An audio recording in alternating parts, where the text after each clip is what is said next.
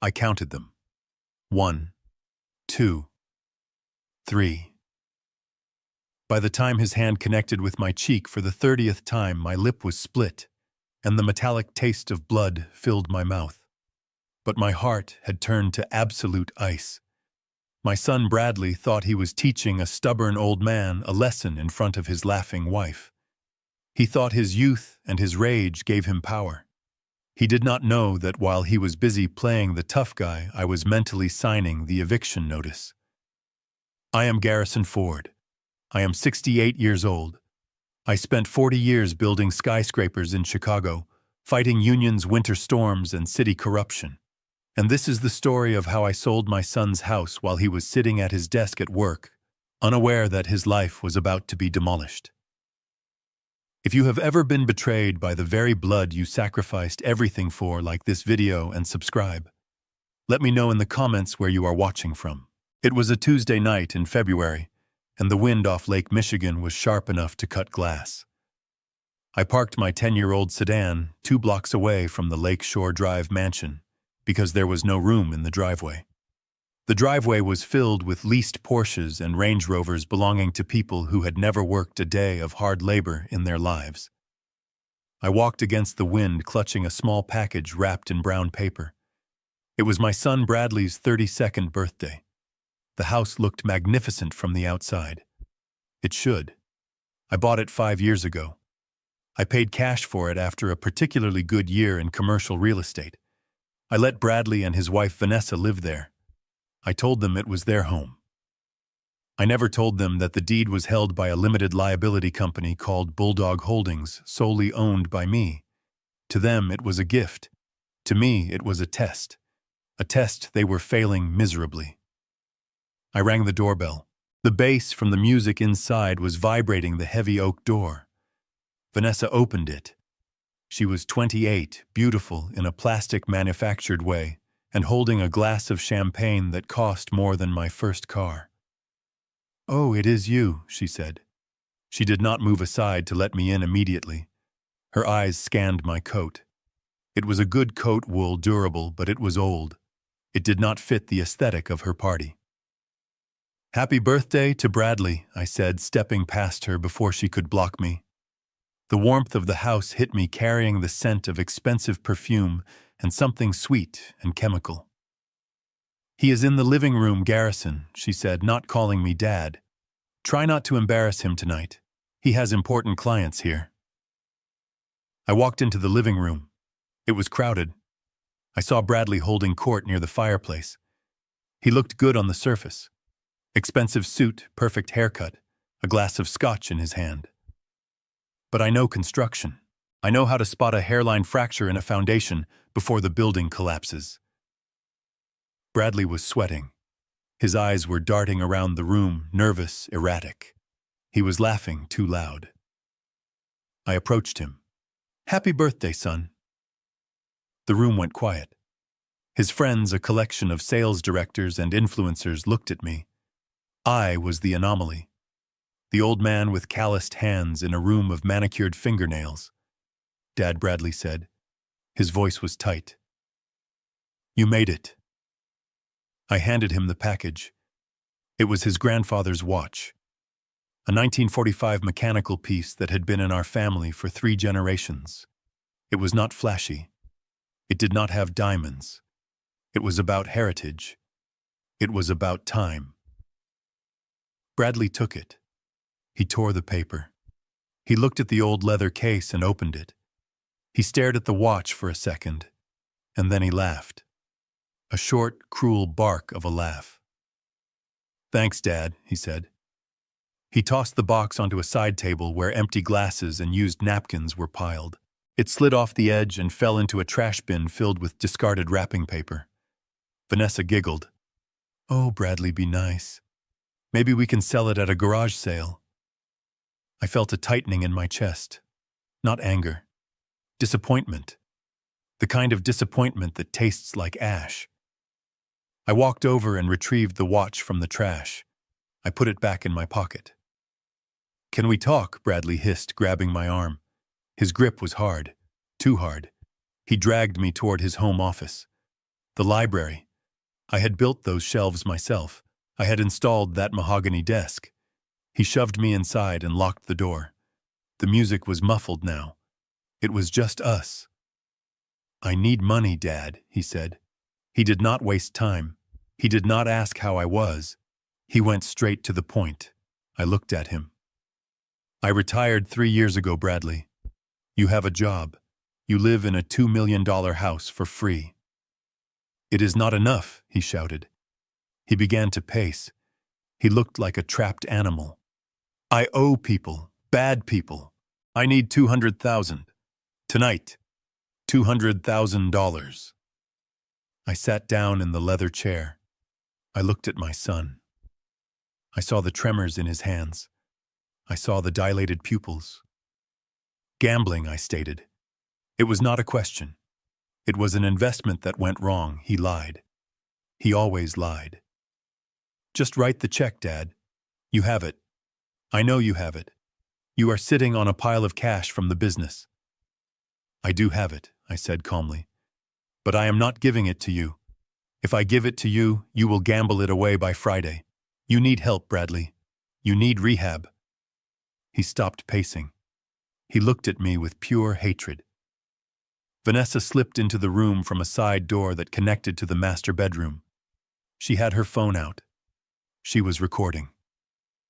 "Tell him, Brad," she said, her voice dripping with poison. "Tell the old miser. You are going to give me that money," Bradley said, his voice dropping to a whisper. "Or you are never going to see us again. You are going to die alone in that sad little apartment of yours." I stood up. "I am leaving, Bradley." He blocked my path. "You are not leaving until you sign a check."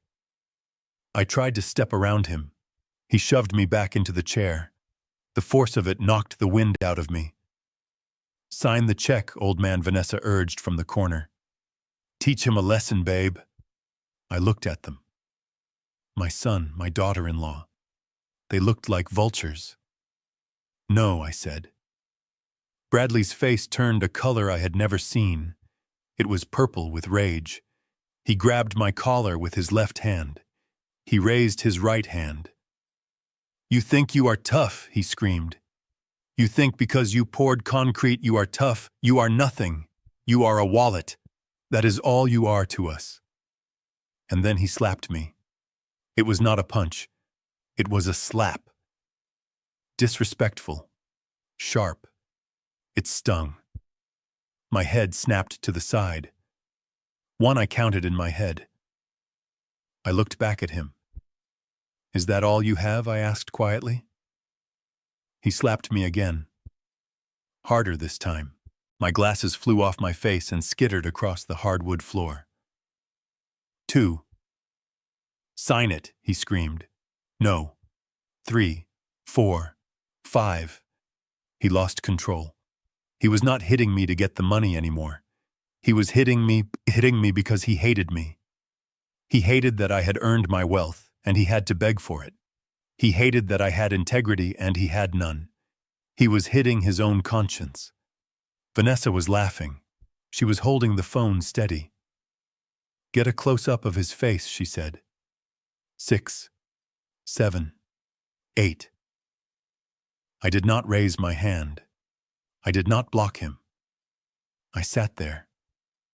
I took it. I needed this. I needed to feel the physical pain to kill the emotional love I still held for him. I needed him to beat the father out of me. 9, 10, 11. My lips split. I tasted copper. Blood dripped onto my white shirt. 12, 13. He was panting now. Sweat was flying off his forehead. He was exerting himself. Beating an old man is hard work. 14, 15. "Why won't you just die?" he screamed. "Why won't you just have a heart attack and leave us the money? It would be so much easier." 17. I focused on a spot on the wall. A painting of a ship in a storm. I had bought that painting in London. It was worth $5,000. I wondered if he knew that. I wondered if he would sell it for poker chips. 18, 19, 20. My left eye was swelling shut. The room was starting to blur. But my mind was crystal clear. It was sharper than it had been in 20 years. 21. 22.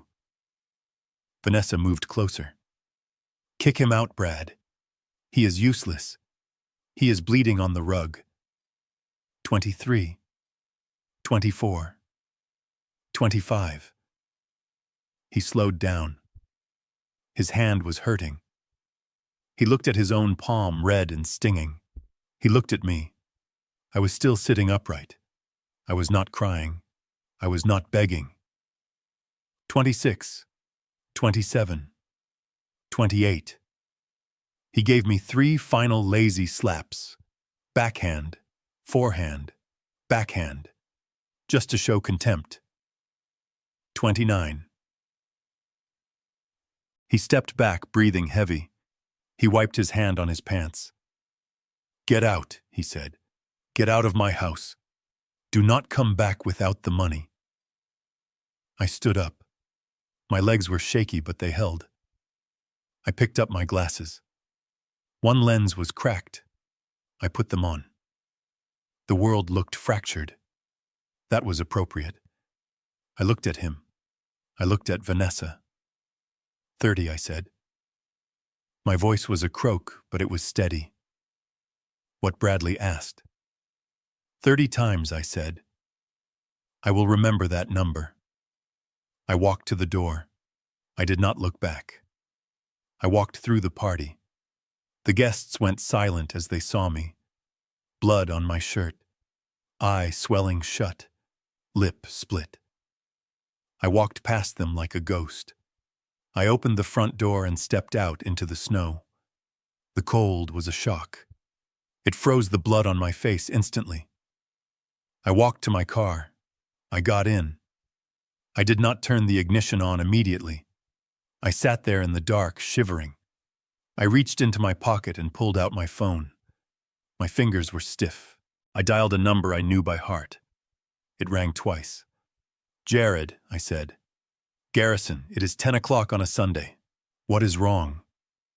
Your voice sounds terrible. Jared West. My lawyer. My shark. The man who knew where all the bodies were buried because he had helped me dig the holes legally. I am activating Clause 13, I said. There was a silence on the other end. A long, heavy silence. Jared knew what Clause 13 was. We had written it into the Bulldog Holdings operating agreement 5 years ago. It was the nuclear option. Are you sure, Garrison? Jared asked softly. Clause 13 is scorched earth. There is no coming back from that. It involves immediate liquidation. I touched my lip. I looked at the blood on my fingertip. I was just slapped 30 times by my son Jared. He told me to die. He told me I was just a wallet. My God, Jared whispered. Do you want me to call the police? No, I said. Police are for protection. I do not want protection. I want destruction. Understood, Jared said. His voice shifted. It became cold, professional, lethal. What are your instructions? The house, I said. The Lakeshore Drive house. It is technically a rental property owned by Bulldog Holdings. Bradley is a tenant at will. He just violated the terms of the lease by assaulting the landlord. Correct, Jared said. We can evict him. It will take 30 days. No, I interrupted. I do not want an eviction. I want it gone. I want to sell it. Tonight. Tonight, Garrison Real Estate does not work like that. It does if you sell it to the right people, I said. Call Bulldog Flippers. Call that group that buys distressed properties for cash, the ones who buy teardowns. You mean the developers who strip the lots? Jared asked. They will offer you 50 cents on the dollar. You will lose $1 million in equity. I do not care about the money, I said. I want that house sold by noon tomorrow. I want the locks changed before he comes home from work. I want him to put his key in the door and realize he does not own a single brick. I can make some calls, Jared said. I can draft the paperwork tonight. If you are willing to take a massive loss, I can have a cash buyer lined up by 900 a.m. Do it, I said. And Jared, yes. Cancel everything else. The credit cards I pay for, the car lease under the company name, the insurance, the country club membership.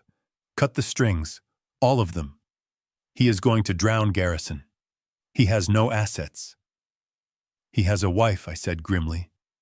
Let us see how long she stays when the credit card declines. I hung up the phone. I started the car. The heater kicked in, blowing warm air onto my frozen hands. I looked at the mansion one last time. I saw the lights. I heard the faint thump of the bass. They were still partying. They were drinking my champagne in my house, celebrating their victory over the old man. Enjoy it, Bradley, I whispered to the empty car. Enjoy the party, because tomorrow the hangover is going to be fatal. I drove away. I did not go to a hospital. I went back to my apartment downtown. I cleaned my own wounds. I put ice on my eye. I stared at myself in the mirror. The face looking back at me was bruised and battered, but the eyes were different. The sadness was gone. The hesitation was gone. I sat at my kitchen table and waited for the sun to come up. I did not sleep. I watched the clock. 1945. My father's watch was still in my pocket. I took it out and set it on the table. It was ticking, steady, relentless. At 7:00 a.m. my phone rang. It was Jared. It is done, he said. I found a buyer. A commercial group called Titan Demolition. They want the land. They do not care about the house. They are wiring the funds at 10:00 a.m. They want possession at 12:00 p.m. Perfect, I said. Garrison, Jared warned. This is going to get ugly. When they take possession, they are going to clear the house. They are not going to pack his things in bubble wrap. They are going to use a dumpster. That is exactly what I am counting on, I said. I hung up. I stood up and put on a fresh suit. I tied my tie. My fingers were sore, but I managed. I grabbed my cane. I did not need it to walk, but I liked the weight of it. It was made of hickory, solid, heavy. It was Monday morning. Bradley would be at his office, hungover, trying to hide his gambling debts. Vanessa would be sleeping in until noon, dreaming of spending money she did not have. I checked my watch. 8:00 a.m. The countdown had begun. They had 4 hours left in their paradise, and I was going to enjoy every single second of their eviction. I walked out the door into the Chicago morning. The wind was still howling, but I did not feel the cold anymore. I was on a mission, and God help anyone who stood in my way. I arrived at Jared's office at 8:30 a.m. It was a glass tower in the loop. Jared was waiting for me in the conference room.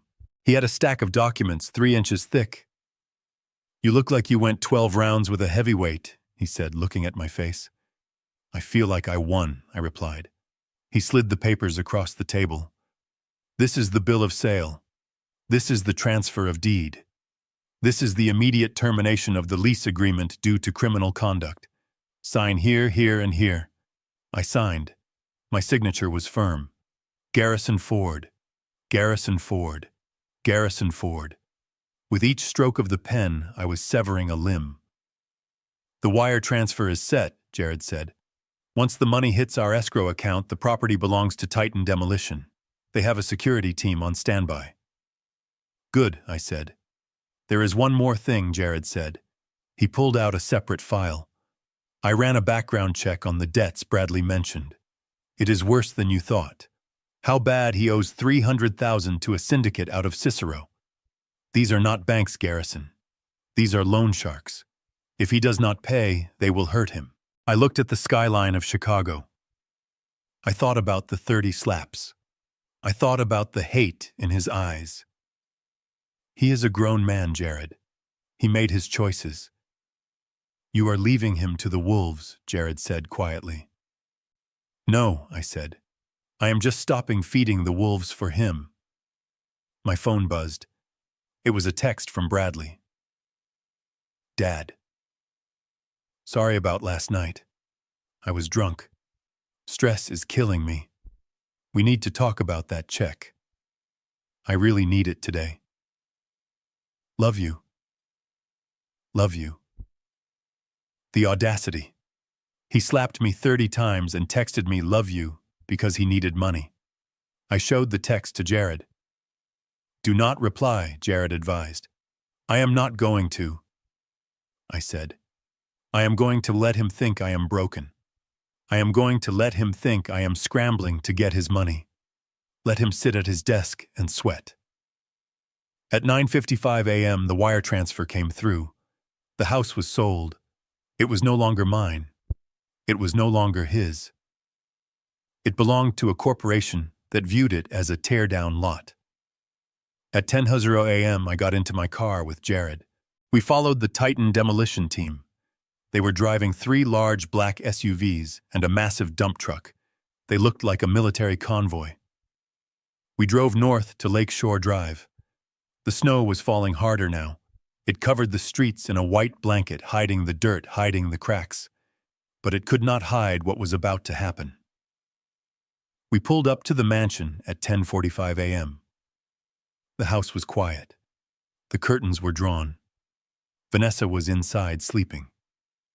The lead security officer from Titan Demolition, a man named Brutus who looked like he ate bricks for breakfast, walked up to my car. Mr. Ford, he asked. That is me. We have the deed. We have the writ of possession. Do you want to be the one to knock, or should we? You do it, I said. I will watch from here. Brutus nodded. He signaled his team. 4 men in tactical gear walked up the driveway. They did not ring the doorbell. They did not knock politely. Brutus took out a master key tool. He popped the lock in 5 seconds. The door swung open. The alarm started blaring, a high-pitched scream that cut through the morning air. I rolled down my window. I wanted to hear it. Minutes later, I heard a different kind of scream. It was Vanessa. Get out, get out, who are you? I watched as the security team started bringing things out. They did not carry boxes. They carried armfuls of clothes, shoes, electronics.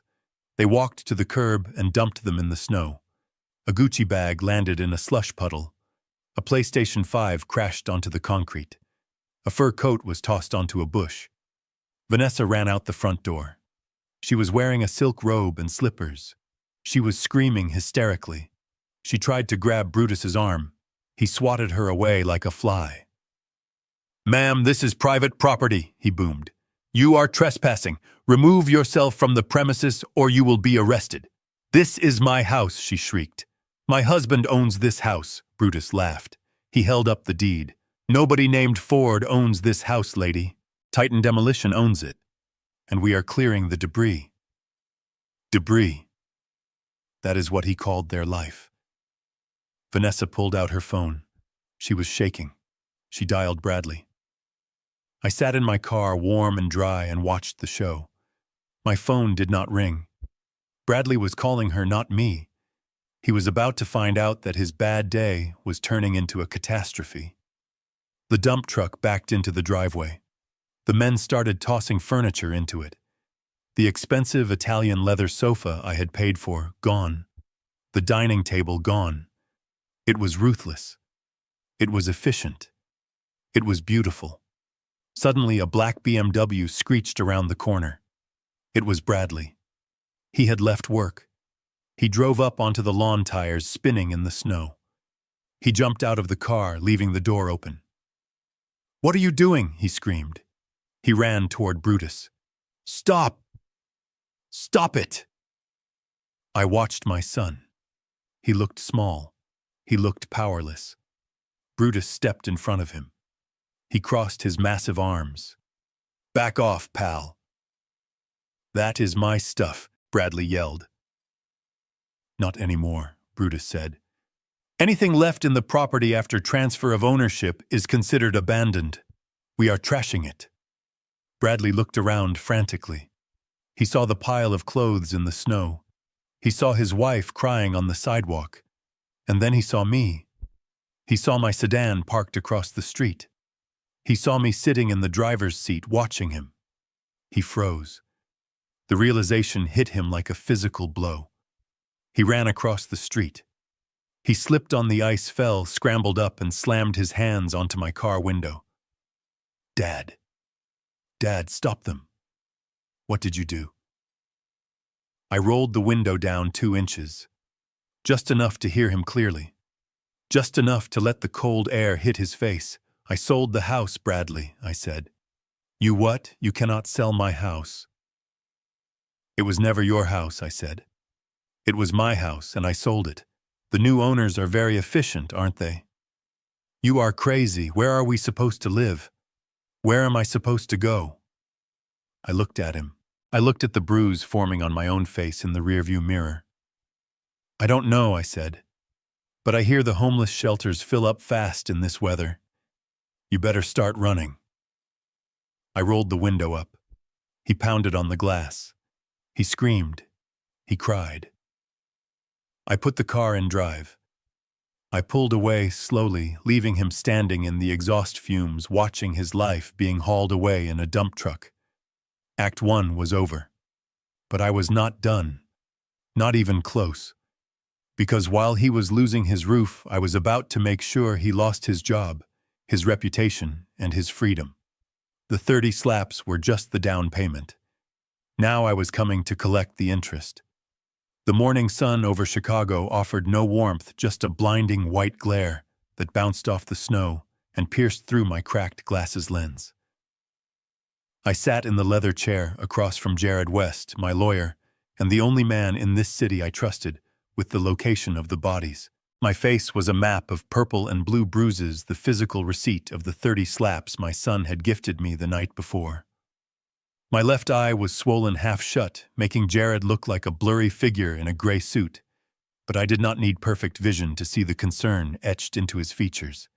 He was holding the property deed for the Lakeshore Drive mansion, the one Bradley had called home for 5 years, the one he had boasted about to his friends, the one he believed was his birthright. Jared looked at me, and then at the document, and then back at me. "Garrison, you need to understand that even with an eviction notice, the law favors the tenant. In Illinois, it could take 6 months to get him out, especially during winter. You cannot just sell a house that has people living in it." I leaned forward, and the movement sent a sharp jolt of pain through my ribs, reminding me why I was here. "Jared, look at page 14, paragraph 3, subsection C of the occupancy agreement." Jared frowned and flipped the pages. He adjusted his reading glasses. He was silent for a long minute as he read the fine print. I saw his eyebrows shoot up. He looked at me with a mixture of shock and professional admiration. "This is not a standard lease," Jared whispered. "This is a conditional occupancy license based on good conduct." "Exactly," I said, my voice raspy. 5 years ago, when I handed Bradley the keys, he was so excited to pop the champagne and post photos on Instagram that he did not read what he was signing. He thought it was just boring paperwork for the insurance.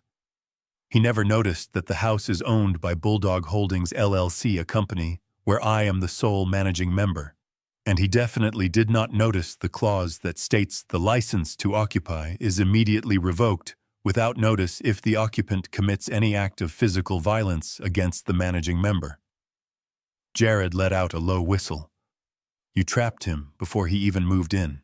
"I did not trap him, Jared," I assured myself. "I built skyscrapers for 40 years. You never pour a foundation without accounting for the possibility of an earthquake." Bradley was always a tremor waiting to happen. Last night, he finally caused the earthquake. "So legally, he is trespassing right now," Jared said, tapping the paper. "Legally, he is a stranger in my house," I confirmed. "And I do not want to evict him. Eviction implies he has rights. I want to liquidate the asset. I want that house gone today. Jared sighed and leaned back. Okay, Garrison. You have the legal right, but finding a buyer in 8 hours who can pay cash and is willing to deal with a hostile occupant is impossible. You need a unicorn. No, I corrected him. I do not need a unicorn. I need a bulldog. Call Mike Vance. Jared froze. Mike Vance runs Bulldog Flippers. They do not buy luxury mansions, Garrison. They buy crack houses and foreclosures.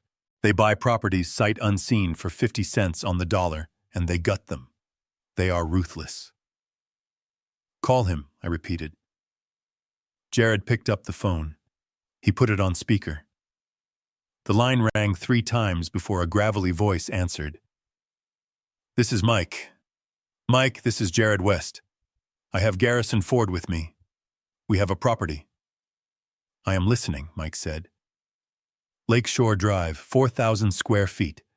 Market value is $2.2 million. Silence on the other end. Then a scoff. We do not touch stuff that high-end, Jared. We flip volume, not museums. 800,000 cash, I said, leaning toward the phone. The silence on the other end was heavier this time. It was the silence of a shark smelling blood in the water. Who is this? Mike asked. Garrison Ford. I bought the property for cash 5 years ago. Title is clean. It is held by my LLC. I want to sell it to you for $800,000. But the wire has to hit my account by noon today. What is the catch, Garrison? Mike asked suspiciously. There is always a catch. Is it built on a toxic waste dump? The catch is the occupants, I said. My son and his wife are currently inside, or rather their stuff is. They do not know it is being sold. You will have to handle the clean out. And Mike, when I say clean out, I mean I do not care if you use a shovel or a flamethrower. Mike laughed, a dry barking sound. So you want a demolition crew, not a moving service? I want the problem gone, I said. I can have the money wired in an hour, Mike said. But I need to inspect the exterior first. I need to make sure the building is still standing. Go now, I said. But do not knock. Do not alert them. Just look and call us back. I hung up the phone. I checked my watch. It was 9:15 a.m. I pulled out my tablet and opened the security app connected to the smart cameras I had installed in the house 5 years ago. Another detail Bradley had forgotten or was too lazy to change. I had admin access to everything. I cycled through the cameras. The kitchen was a mess, empty champagne bottles and cake crumbs everywhere. The living room looked like a frat house after a bender. But the house was quiet. I checked the garage camera. Bradley's car was gone. He had gone to work. Of course he had. He was a sales director, and he had quotas to meet, especially if he needed money to pay off the gambling debts he had screamed about last night. He was sitting in his glass office right now, nursing a hangover, and probably texting me apologies, thinking he could manipulate me like he always did. I checked the master bedroom camera. Empty. The bed was unmade. I checked the driveway camera history. Vanessa's white Range Rover had left at 8:45 a.m. I opened the Find My Friends app. She had forgotten that she added me to her location sharing 3 years ago when we went on a family trip, and she wanted me to pick her up from the airport. She never removed me. Her dot was pulsing on the map at the Sanctuary Spa downtown. It was Monday morning. Her husband was drowning in debt. Her father-in-law had been beaten bloody in her home, and she was getting a hot stone massage. The audacity was breathtaking. It was almost impressive how disconnected from reality they were. They truly believed that consequences were things that happened to other people. They thought the Ford family name was a magic shield that would protect them from the rain. They did not realize that I was the one holding the umbrella, and I had just closed it. I looked at Jared. They are both out. The house is empty. Jared nodded slowly. He was drafting the bill of sale on his laptop. His fingers flew across the keys. He was a professional, but I could see he was unsettled. He had handled divorces and corporate hostile takeovers, But he had never seen a father clinically dismantle his son's life like this. "Garrison, are you sure you do not want to keep the equity?" Jared asked without looking up. "You are throwing away over $1 million in profit. We could list it and sell it properly." "It is not profit, Jared," I said, staring at the screen where my empty house sat silent and waiting. "It is the cost of war. If I list it, it takes months. If I list it, they have time to beg, to squat, to fight. I do not want the money. I have plenty of money. I want the shock. I want them to come home tonight expecting to sleep in their silk sheets and find out they do not even have a door to unlock. That realization is worth $1 million to me." The phone rang. It was Mike. "I am outside," he said. "Nice place, brickwork is solid. Roof looks new. You are crazy for selling this at 800, but I am not going to stop you. I have the wire ready." "Send it," I said. "One condition," Mike said. "I bring my own security. If your kid shows up and tries to start something, my guys handle it. I do not want any lawsuits from him claiming we broke his nose. If he shows up, I said you tell him to call me. And Mike, whatever is inside the house, furniture, electronics, clothes, considers it a bonus. Keep it, sell it, burn it. I do not want to see a single item ever again." "Done," Mike said. I hung up. Jared printed the documents. The sound of the printer was rhythmic, soothing.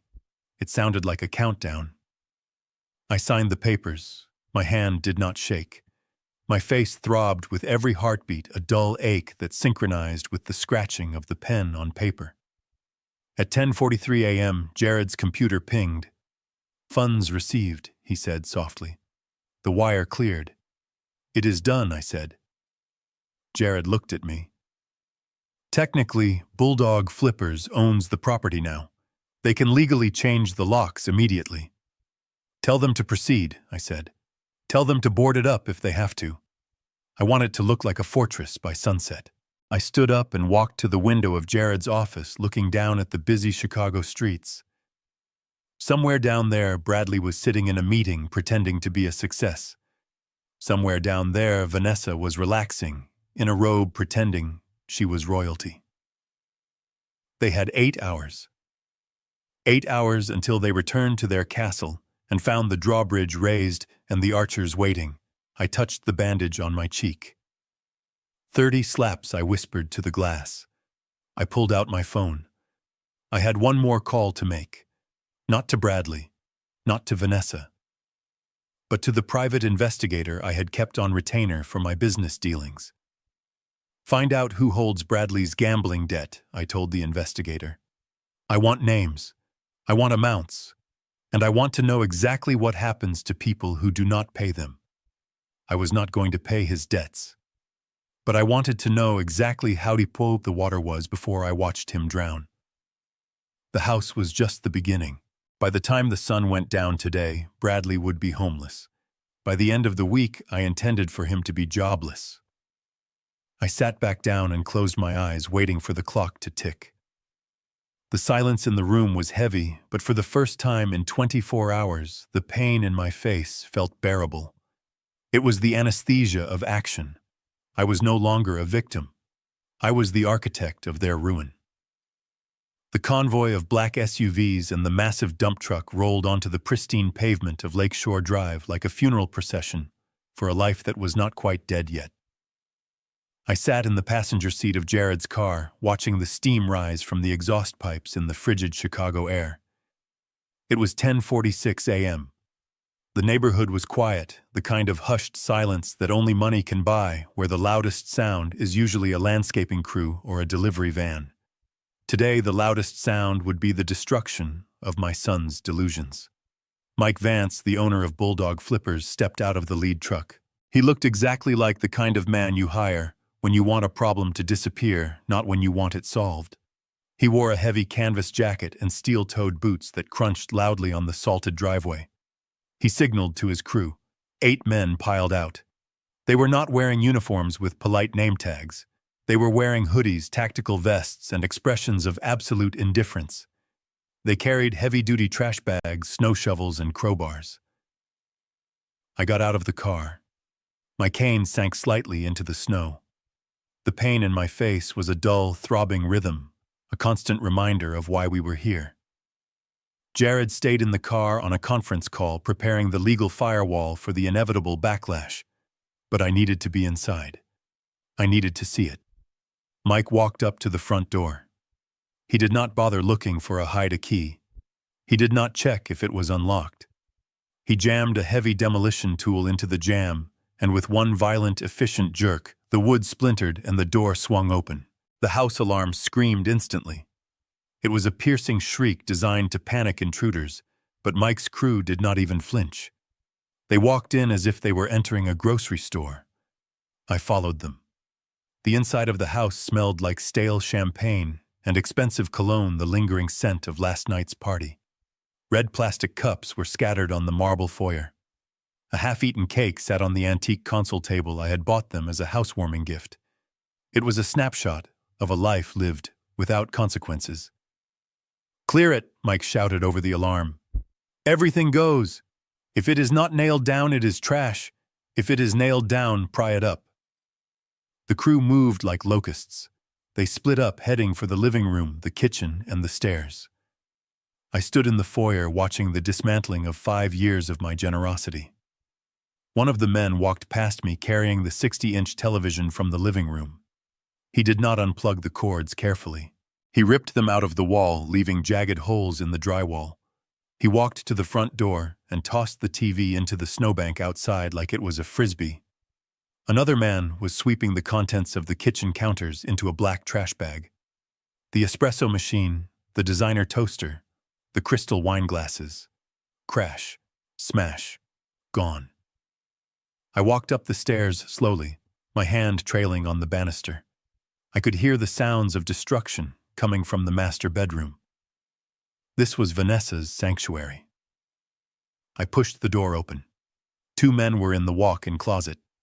It was a room bigger than my first apartment, filled floor to ceiling with Vanessa's vanity. Rows of designer shoes, handbags that cost more than a semester of college, racks of clothes with tags still on them. "Bag it!" Mike's voice boomed from the hallway. "Donate it all. The shelter downtown needs coats." The men started grabbing armfuls of silk and cashmere. They stuffed Birkin bags into garbage sacks next to dirty laundry. They took pairs of Louboutin heels and tossed them into a cardboard box labeled Goodwill. There was no sorting. There was no care. A $10,000 dress was treated with the same reverence as a used tissue. I watched a man grab Vanessa's jewelry box. He dumped it upside down into a bag. Necklaces, tangled earrings scattered. It was a violent erasure of her identity. Vanessa defined herself by these things. Without them, she was just a girl from the suburbs with a bad attitude. Now she was a girl with nothing. I left them to their work and walked down the hall to the guest room which Bradley had converted into his man cave. This was where he hid when reality got too heavy. It was dark, smelling of stale smoke and sweat. Posters of movies he had never seen lined the walls. A gaming setup that rivaled NASA's control center dominated the corner. Mike followed me in. "Nice toys," he grunted. "Trash it," I said.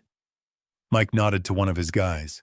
The man grabbed the monitors and the console and carried them out. I walked over to the closet in the corner. Bradley thought he was clever.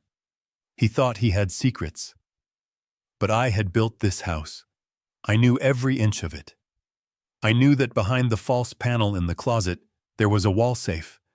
I had installed it myself years ago, thinking he might use it to store deeds or bonds or maybe family photos. "Open it, Mike," I said, pointing to the panel. Mike didn't ask for the combination. He pulled a drill from his belt. 2 minutes of grinding noise later, the lock mechanism sparked and the heavy steel door swung open. I expected to find cash. I expected to find maybe some chips from the casino. The safe was almost empty. There was no money. Of course there wasn't. Bradley burned money faster than he could earn it. Instead, there was a stack of papers bound by a rubber band. I reached in and took them. My hands were shaking slightly, not from cold, but from adrenaline. I walked over to the window where the winter light was stronger. I snapped the rubber band and began to read. The first few pages were what I expected. Markers, IOUs from underground casinos in Cicero and Joliet. Handwritten notes on napkins signed with shaky scrawls promising to pay $50,000 here, $20,000 there. The interest rates scribbled in the margins were astronomical. These were not debts you paid off. These were debts you died for.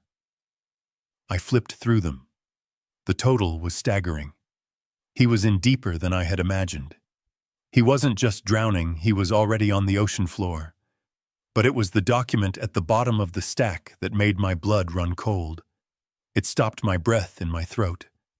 It was a thick, formal document in a blue folder. A life insurance policy.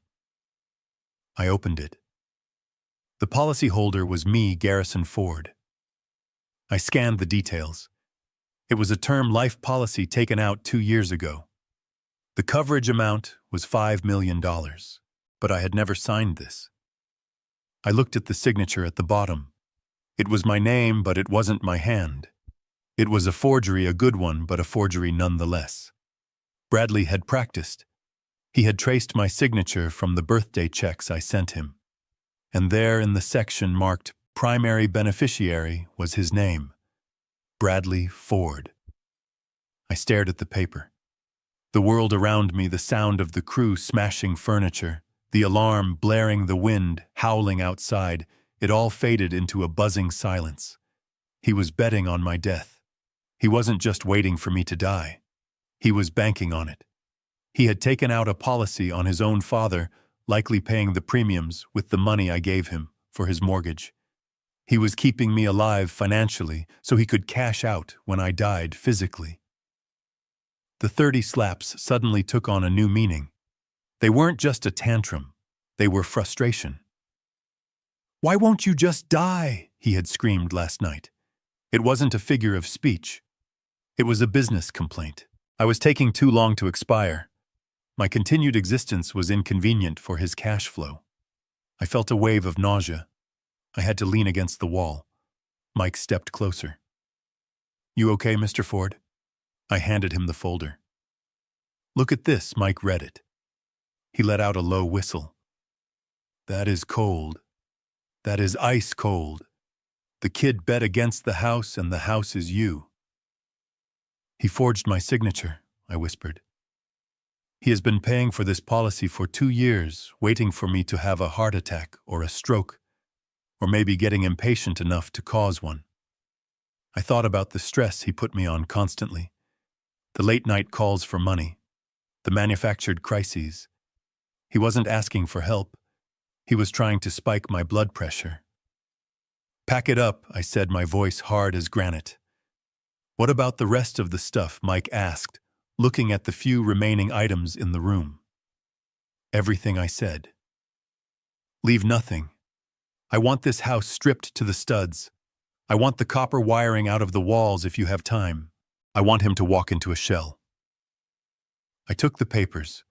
I folded them and put them into my inside pocket next to my heart, which was currently hardening into something unrecognizable. This was no longer just about teaching a lesson. This was no longer about tough love. This was self-defense. My son was a predator. A clumsy, desperate predator, but a predator nonetheless, and I had been the prey. I walked out of the room. I walked down the stairs. The house was already transforming. The living room was empty. The rugs were gone, rolled up and thrown into the truck. The curtains were torn down, pooling on the floor like dead skins. In the kitchen, the crew was emptying the refrigerator. They were tossing bottles of expensive wine and jars of gourmet sauce into a trash can. The sound of breaking glass was constant, rhythmic. I walked out the front door. The cold air hit my face again, but this time it felt cleansing. The dump truck was almost full. A mountain of designer clothes, electronics, and furniture sat piled high, ready for the landfill. It was a monument to waste. A monument to their vanity. Jared rolled down his window as I approached the car. "Is it done?" I held up the insurance policy. Jared took it. He read it quickly. His face went pale. Felony fraud, he said. Insurance fraud. Identity theft. Garrison. This changes everything. This isn't a civil dispute anymore. This is criminal. Keep it safe, I said. We will use it later. Right now, I just want to watch the end of the show. I got into the car. We sat there in silence watching the Bulldog crew finish the job. They moved with brutal efficiency. Within an hour, the house was empty. It echoed. It was just a shell of drywall and timber. Mike Vance walked out last. He was holding a set of heavy padlocks and sheets of plywood. He walked over to the windows. His men drilled the plywood into the frames. The sound of the drills was loud and final. They covered the bay windows overlooking the lake. They covered the front door's glass panels. The house went blind. Then Mike took the padlock. He looped a heavy chain through the door handles. He snapped the lock shut. He walked over to my car and tapped on the window. Secured, he said. Nobody is getting in there without a tank. Thank you, Mike, I said. My pleasure. What about the stuff in the truck? You want to sort through it. Maybe save some family photos. I thought about the photos. Photos of Bradley graduating. Photos of his wedding to Vanessa, where I paid for the open bar. Photos of a family that I thought existed, but was really just a long con. Burn it, I said. Or dump it. I don't care. Just get it away from me. Mike nodded. He signaled the driver. The massive truck engine roared to life. Black smoke puffed into the gray sky. The convoy began to move. They pulled away from the curb, leaving deep tracks in the snow. I watched them go. I watched my son's life disappear around the corner, heading for the city dump. I looked back at the house. It stood dark and silent, boarded up like a plague house. It looked dead. It was perfect. Let's go, Jared, I said. Where to, Jared asked. To the precinct, I said. I want to file a report about a stolen identity, and then I want to get a steak. I'm hungry. As we drove away, I checked my phone. No calls from Bradley yet. He was still at work, still thinking he was safe, still thinking he had a home to go to. He had no idea that his landlord, his bank, and his father had just foreclosed on his entire existence. The papers in my pocket felt heavy. They were the nail in the coffin. He had bet on my death. Now he was going to have to live with my life, and I intended to live for a very long time just to spite him. The purge was complete. Now it was time for the silence, the long, cold silence before the scream. I leaned my head back against the seat and watched the city pass by. I touched the watch in my pocket. It was still ticking. My time wasn't up. His was. I sat in a high-backed leather booth at Gibson's Bar and Steakhouse, watching the condensation slide down the side of my Scotch glass. The restaurant was dimly lit, filled with the low hum of business deals and political maneuvering. It was a place for power, not for weakness. But as my phone vibrated on the white tablecloth displaying the name Bradley, I prepared to give the greatest performance of my life. I let it ring once, twice, 3 times. I wanted him to picture me unconscious or maybe dead. I wanted his pulse to spike. I wanted him to taste the panic of his golden goose potentially expiring before laying the golden egg. On the 4th ring, I picked up. I did not say hello. I just let out a ragged, wet cough that rattled deep in my chest. It was easy to fake because my ribs actually felt like they had been kicked by a mule. Dad Bradley's voice cracked through the speaker. Dad, are you there? Oh God, please tell me you are okay. I closed my eyes, leaning my head back against the booth. I conjured the image of a frail, broken old man, the man he thought I was. Bradley. I whispered, my voice trembling and weak. I am here. Where are you, Dad? I have been calling and calling. I went by your apartment, but you weren't there. Vanessa is freaking out. We are so worried. Liar. He wasn't worried about my health. He was worried that if I wasn't found, his $200,000 check would vanish into the ether of probate court. I am at the hospital, son, I lied. My voice sounded thin, pitiful. St. Luke's. The emergency room. They are running scans. My head. I can't see straight, Bradley. Everything is blurry. There was a pause on the other end. I could hear the background noise of his office. Phones ringing, people typing. He was at his desk, probably huddled in a corner, trying to keep his voice down so his coworkers wouldn't hear him, begging his battered father for cash. Jesus, Dad, Bradley said, and for a second he almost sounded human. I am so sorry. Last night, I don't know what happened. I snapped. The stress. These guys are pressuring me, Dad. They threatened to hurt Vanessa. I just lost it. It won't happen again. I swear. It was the classic abuser's anthem. It wasn't me, it was the stress. It won't happen again. I had heard it 1,000 times before, usually followed by a request for a loan to cover a margin call or a car repair. I know, son, I wheezed, acting the part of the battered, codependent parent. I know you didn't mean it. You are a good boy deep down. I almost gagged saying it. The scotch burned my throat, washing away the taste of the lie. Dad, look, I can come down there, Bradley said, his voice shifting gears, urgency creeping in. I can come to the hospital right now. We can talk to the doctors together. No, I said quickly, too quickly. I had to dial it back. No, Bradley. They gave me something. Morphine, I think. I am drifting. If you come here now, I won't make sense. I need to sleep. They said I need to sleep for a few hours before the neurologist sees me. But Dad, the deadline, Bradley pressed. The guys, they said 5 p.m. If I don't have the money by 5, they are going to come to the house. They are going to hurt us. He was using fear now. He was trying to weaponize my protective instinct. He didn't know that instinct had been surgically removed at 10:45 a.m. that morning along with his furniture. I have the checkbook here, Bradley. I stammered, playing the confused victim. It is in my jacket pocket. But my hand is shaking so bad. I can't hold a pen right now. I can help you sign it, he said, desperate. Just tell me what room. I will drive over. It will take 20 minutes. I checked my watch.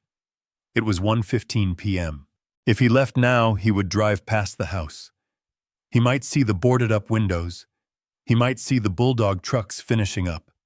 I needed him anchored at his desk downtown. I needed 2 more hours for Mike Vance to finish welding the steel security doors he had recommended for the back entrance. Do not come yet, I said, putting a tremor of panic into my voice. Please, son. Seeing you right now, I think it would upset me too much. My blood pressure is too high. The doctor said if it goes any higher, I could stroke out. Do you want that? No, of course not. Bradley backpedaled. Okay. You rest. I just need a little time, I said. Stay at work. Stay there. Let me close my eyes for 2 hours. I will call you at 3:30. If I feel better, if the medicine works, maybe you can meet me then. Not at the hospital. Maybe at the bank. The bank. The magic word. I heard his breathing change. He saw the finish line. He thought he had me. He thought the old man was folding just like always. Okay, Dad, he said. 3:30. I will wait for your call. I love you, Dad. Get some rest. I hung up. I placed the phone face down on the table. I love you, Dad. The words hung in the air, heavy with hypocrisy. He loved the checkbook. He loved the safety net. He loved the idea of me, but he despised the reality of me. I signaled the waiter. "Another scotch, please. And bring the steak." Rare. I had bought myself 2 hours. 2 hours for the cement to dry on his new reality. I pulled up the security feed on my tablet again. The house was unrecognizable. The windows were covered in thick marine-grade plywood painted black to blend in with the night. The front door was gone, replaced by a heavy steel security door that looked like it belonged on a bank vault. Mike Vance wasn't kidding. He was turning the mansion into a fortress. I saw a locksmith installing a new digital keypad on the garage. Bradley's remote clicker would be useless. His key would be a piece of scrap metal. I took a bite of my steak. It was tender, perfectly cooked. I chewed slowly, savoring the flavor. My jaw clicked with every bite, a souvenir from the 30th slap, but I ignored it. At 2:00 p.m., my private investigator texted me. Subject: Bradley Ford, debt. Holder: Sergei Volkov. Cicero Syndicate. Amount: $285,000 principal plus Vijay. Status: delinquent. Notes: Volkov is not patient. He breaks thumbs for late fees. He takes collateral for defaults. I stared at the screen. 285,000. He had lied to me even while begging. He told me 200. He was going to take my money and still be short. He was going to gamble the rest, trying to make up the difference and lose it all. He was a dead man walking. And he wanted to drag me into the grave with him. I deleted the text. I was not going to pay Volkov. I was not going to negotiate. That was Bradley's mess. He wanted to be a big shot with his high roller friends. Now he could deal with the big shot consequences. At 3:00 p.m. I asked for the check. I paid with my black card. I tipped the waiter $100. "Thank you, Mr. Ford," the waiter said. "You look like you have been through a war, sir." I touched the bruise on my cheekbone. It was throbbing, pulsing in time with the city. "I have son," I said, standing up and buttoning my coat. But the war is over. Now comes the surrender. I walked out of the restaurant and into the cold afternoon light. The wind had picked up, whipping snow around the skyscrapers. It was a brutal, unforgiving city. It didn't care about your excuses. It didn't care if you were stressed or drunk or entitled. It only cared about what you could build and what you could hold on to.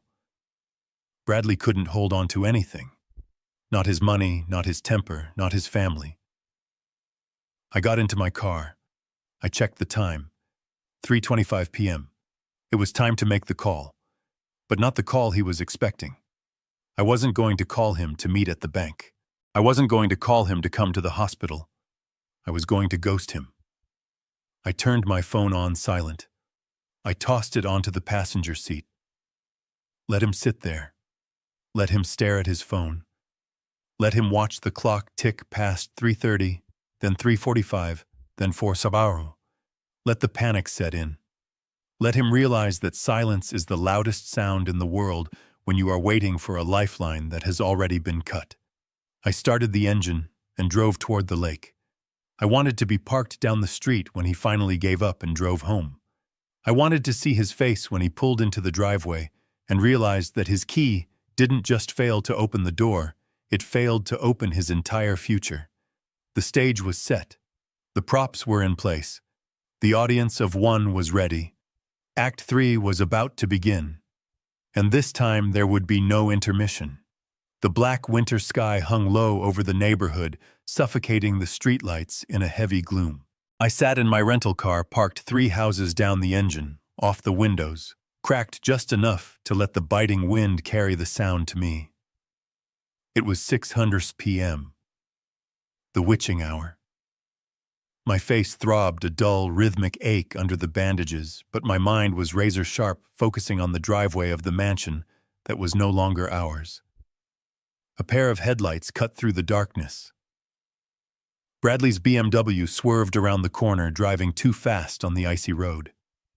He pulled into the driveway, tires crunching on the salted concrete. A moment later, Vanessa's white Range Rover followed, pulling in right behind him. They had arrived together, likely meeting at the end of the street to present a united front for whatever confrontation they thought they were about to have with me. I watched them get out. Bradley slammed his door. He looked disheveled, his expensive coat unbuttoned despite the freezing wind. Vanessa was holding a shopping bag from the spa, her hair perfectly blown out, her face a mask of annoyance. They walked toward the house and then they stopped. The security floodlights I had paid for illuminated the scene with a harsh clinical glare. The house looked like a tomb. The beautiful bay windows were gone, covered by sheets of black-painted marine plywood bolted directly into the frames.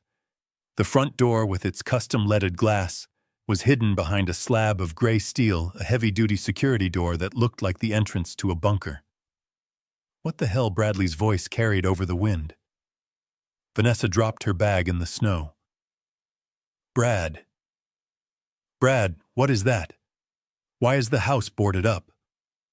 Bradley didn't answer. He ran up the steps. He fumbled in his pocket and pulled out his keys. He jammed the key toward where the lock should have been, but the steel door had no keyhole.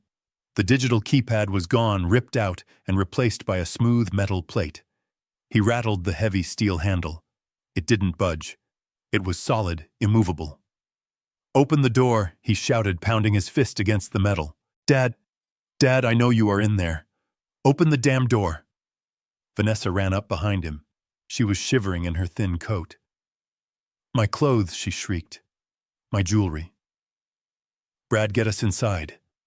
It is freezing. Bradley turned his anger on the house. He kicked the door. A hollow clang rang out, echoing down the quiet street. He ran to the living room window and clawed at the plywood, trying to find a grip to rip it down. This is my house, he screamed, his voice cracking. You cannot lock me out! He ran back to his car and popped the trunk. He pulled out a tire iron. Do not do it, son, I whispered from the darkness of my car. Do not make it worse. He didn't hear me. He marched back to the front door and swung the iron with all his strength. Clang! The sound was violent, ugly. He swung again, hitting the steel frame. That was the trigger. The alarm system I had installed didn't just beep, it roared. A high-pitched, oscillating siren erupted from the eaves of the house, tearing through the silence of the neighborhood. Lights flashed strobe-like, disorienting and blinding. Vanessa screamed, covering her ears, crouching down on the porch. Suddenly, a black SUV that had been idling at the end of the block roared up the driveway, blocking their cars in. Two men jumped out. They weren't police, they were Titan security dressed in tactical black with vests and utility belts. They moved with the precision of soldiers. Drop the weapon, one of them shouted, his hand resting on the taser at his hip. Bradley spun around, tire iron raised, chest heaving. Get off my property. Who are you? Drop it now or we will neutralize you, the guard commanded. His voice was calm, robotic. Bradley hesitated, then threw the tire iron into the snow. It is my house, he yelled, pointing a shaking finger at the boarded-up windows. My father owns this house. I live here. You are trespassing. The lead guard stepped into the light. He didn't look intimidated. He looked bored. He reached into his vest and pulled out a folded document, protected by a plastic sleeve. Mr. Bradley Ford, I assume the guard said. Yes, I am calling the cops. You are going to jail. The guard held up the document. This is a deed of ownership, notarized and filed at 2:14 p.m. today with the Cook County clerk. Bradley squinted at the paper. What? This property is no longer owned by Bulldog Holdings, the guard stated. It is the property of Titan Demolition Group. Bradley snatched the paper. He stared at it. His eyes darted across the legal jargon, the timestamps, the signatures. Sold, he whispered. His face went white, ghostly pale under the floodlights. He sold it. He looked up at the guard.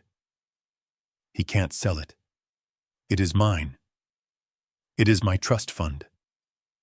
It is a teardown, the guard said, cold as ice. We bought the lot. The structure is scheduled for demolition on Thursday. Demolition. Vanessa screamed, standing up.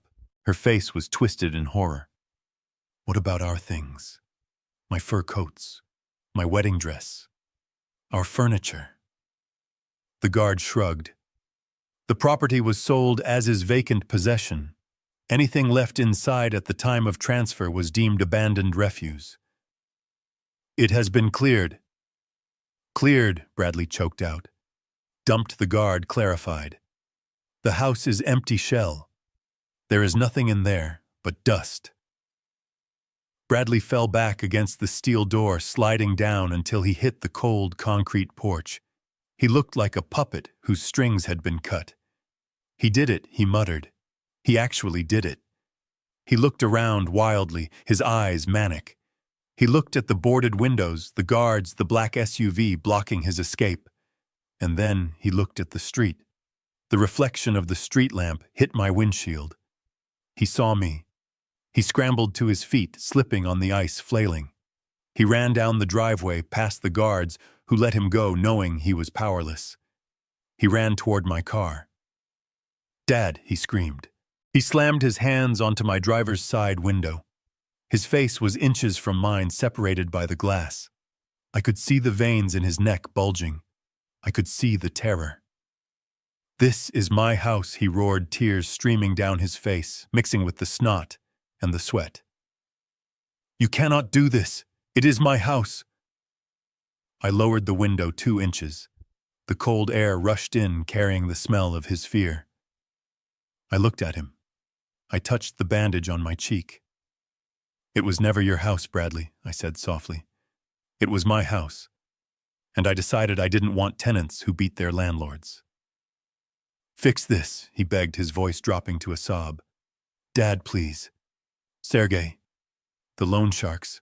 They know where I live. If I don't have the house, if I don't have the money." "That sounds like a personal problem," I said. I rolled the window up. He pounded on the glass, screaming incoherent pleas. I put the car in drive and pulled away, leaving him standing in the middle of the dark street, a king without a castle, a son without a father, watching the taillights of his last chance disappear into the night. The flashing blue and red lights of the Chicago police cruiser bounced off the snowbanks, creating a strobe effect that made the scene look like a disjointed nightmare. I sat in my warm car 3 houses down, watching the cavalry arrive. But they were not the cavalry Bradley expected. He thought they were his saviors coming to restore his kingdom.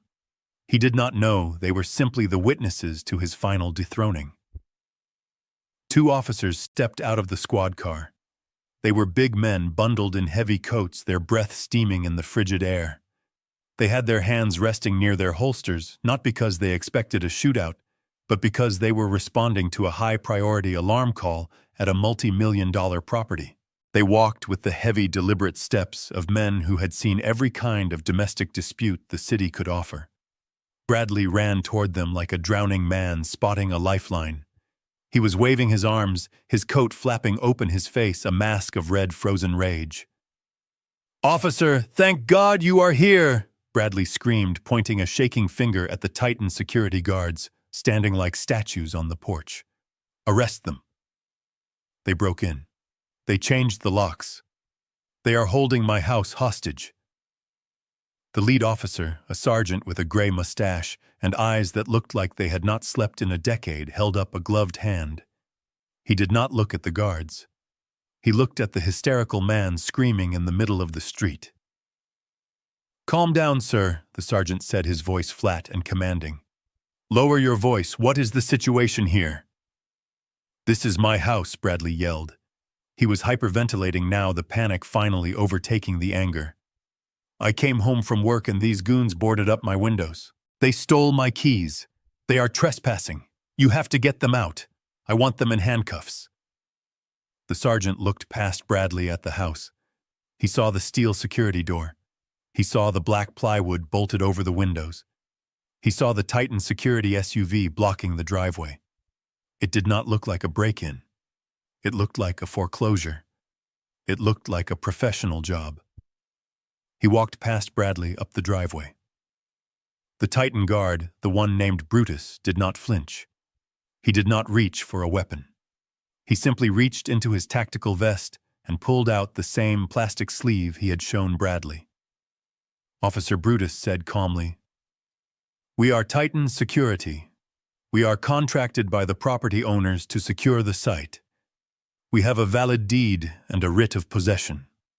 The sergeant took the papers. He pulled a flashlight from his belt and shone it on the documents. He read them slowly. He checked the dates. He checked the notary stamps. He checked the signatures. Bradley was hovering behind him, hopping from foot to foot in the snow. "Tell them," Officer Bradley spat. "Tell them to get off my property." The sergeant lowered the flashlight. He handed the papers back to Brutus.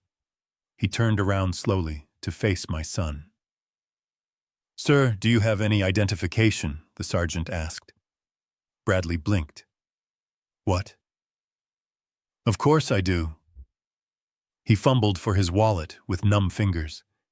He pulled out his driver's license. "Here, look at the address. It says right there. 1400 Lakeshore Drive. That is me. I live here." The sergeant took the license. He walked back to his cruiser. He spent 5 minutes on the radio. I could not hear what was being said, but I knew the script. He was running the name against the Cook County Property Records database. He was checking the current title status. 5 minutes is a long time when you are standing in the freezing wind, waiting for the world to right itself. Vanessa was huddled next to Bradley, shivering violently, her teeth chattering. She looked small. She looked broken. The sergeant stepped out of the cruiser. He walked back to Bradley. His demeanor had changed. He was no longer investigating a break-in. He was managing a disturbance. "Mr. Ford," the sergeant said, handing back the license, "according to the county records updated this afternoon, you are not the owner of this property." "What?" Bradley gasped. "That is a mistake. My father owns it. Garrison Ford, and I am his son. I have lived here for 5 years." The sergeant shook his head. "The previous owner was a corporate entity called Bulldog Holdings. The current owner as of 2:14 p.m. today is Titan Demolition Group. Your name is not on the deed. Your father's name is not on the deed." Bradley looked like he had been slapped. He staggered back. "No. No, that is impossible. You have to call my father. He wouldn't do this." "Sir," the sergeant continued, his voice losing its patience, "the paperwork is in order. You are technically trespassing. The new owners have secured the property. If you have a dispute with the sale, that is a civil matter for the courts. Right now, you need to leave the premises." "Leave," Bradley shrieked. "Where am I supposed to go? My stuff is in there." That was the trigger for Vanessa. She pushed past Bradley, grabbing the sergeant's arm. Her eyes were wide, manic. "My things," she screamed. "My closet. I have $50,000 worth of clothes in there. My jewelry, my bags. You have to let me in to get my things. They cannot just lock us out from our own lives." The sergeant looked at Brutus. The guard stepped forward.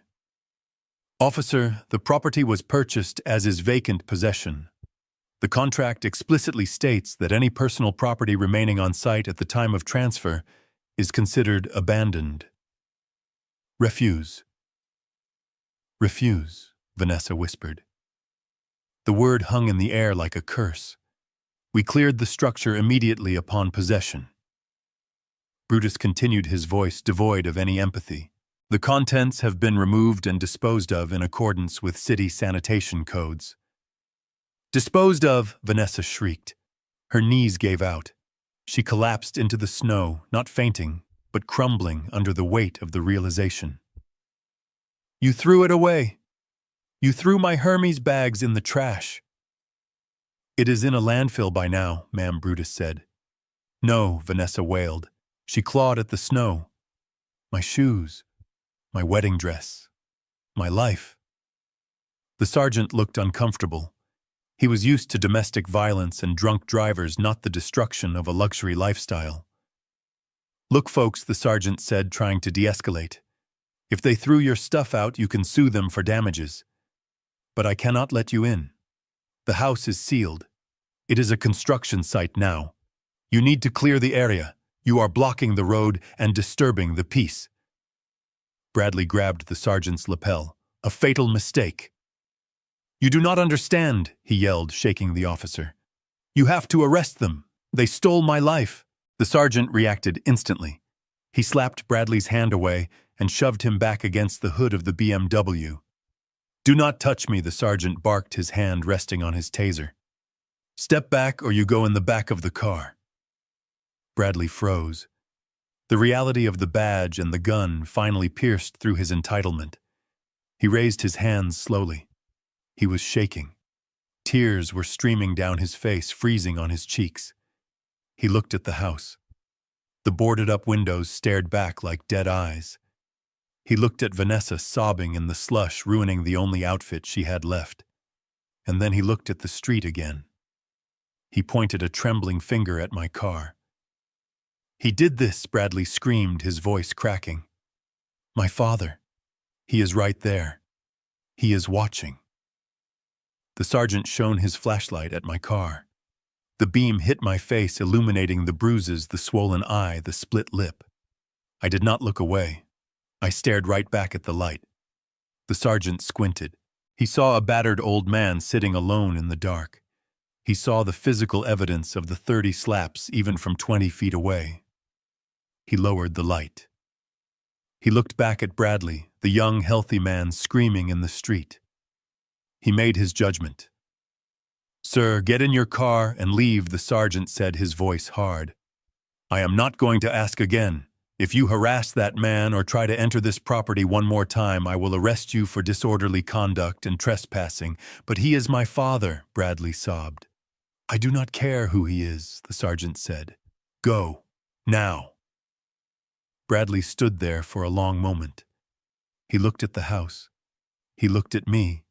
He looked at the ruins of his arrogance. He grabbed Vanessa by the arm and hauled her up. She was limp, dead weight. He shoved her into the passenger seat of the BMW. He got into the driver's side. He started the engine. He revved it aggressively, a final pathetic display of power from a man who had none. He peeled out tires, spinning on the ice, fishtailing dangerously, before speeding down the street, disappearing into the gloom. The sergeant watched him go. He shook his head. He exchanged a few words with Brutus, then got back into his cruiser and drove off, leaving the street silent again. I sat there for a moment longer. The show was over. The stage was cleared. I thought about the Hermes bags in the dump truck. I thought about the gaming console. I thought about the entitlement that had lived in that house. It was all garbage now. My face hurt. My heart hurt. But my conscience was clear. I put the car in gear.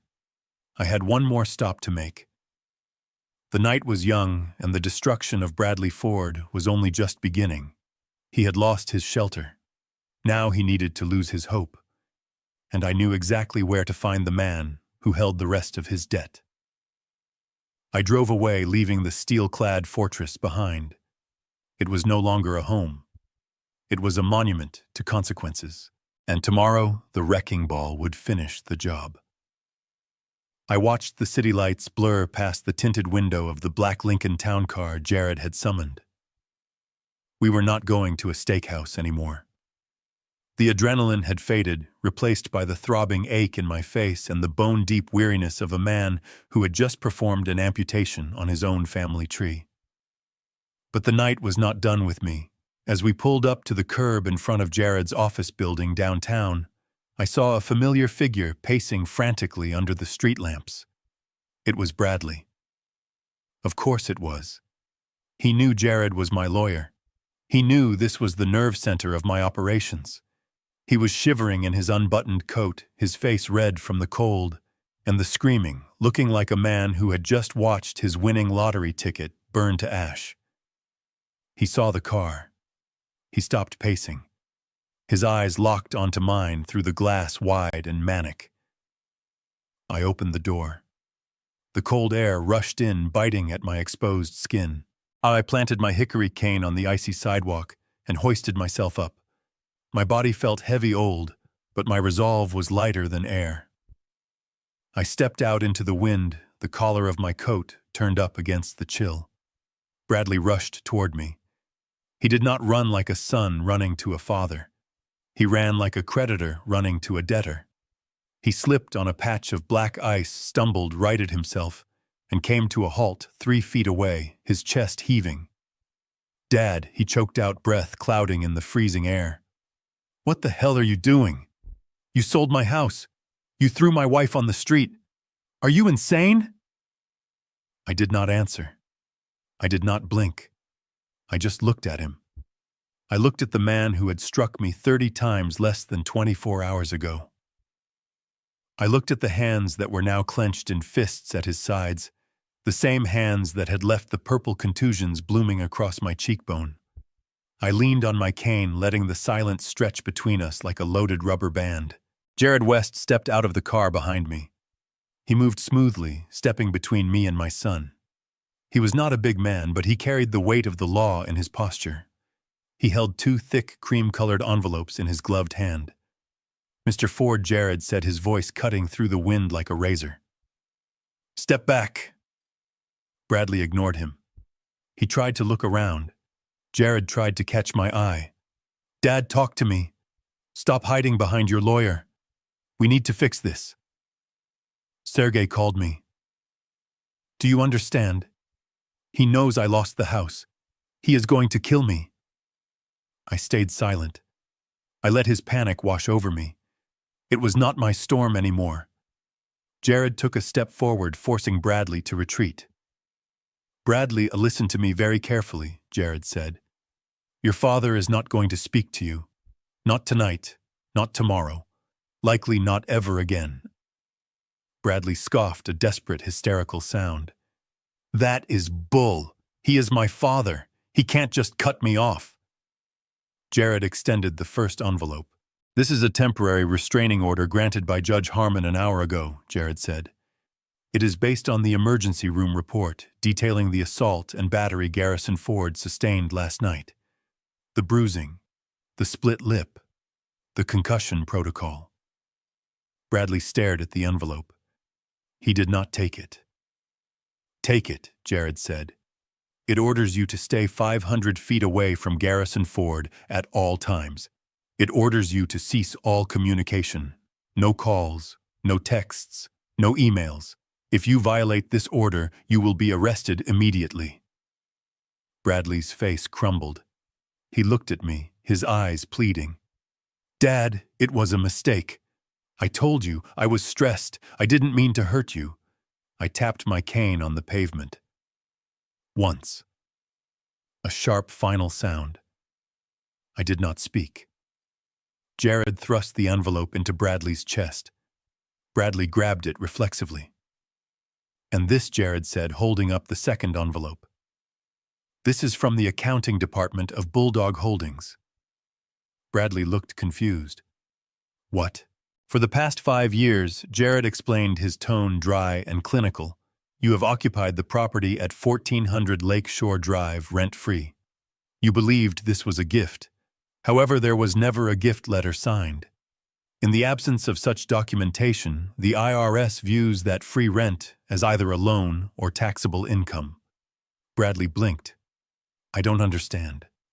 Garrison has decided to classify the past 60 months of unpaid rent, valued at $10,000 a month, as a forgiven debt, Jared said. I saw the moment the math hit Bradley's brain. 60 months. $10,000 a month. $600,000.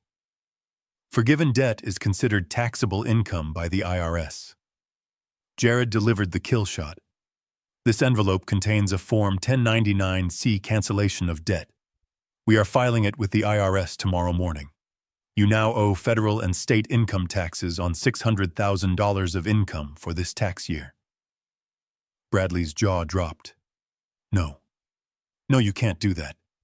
That is, That is hundreds of thousands of dollars in taxes. I don't have that kind of money. Then I suggest you get a good accountant, Jared said, or a good public defender, because the IRS is far less forgiving than your father was. Bradley looked at the two envelopes in his hands. One ordered him to stay away. The other buried him in debt he could never pay. He looked up at me. Tears were freezing on his face now.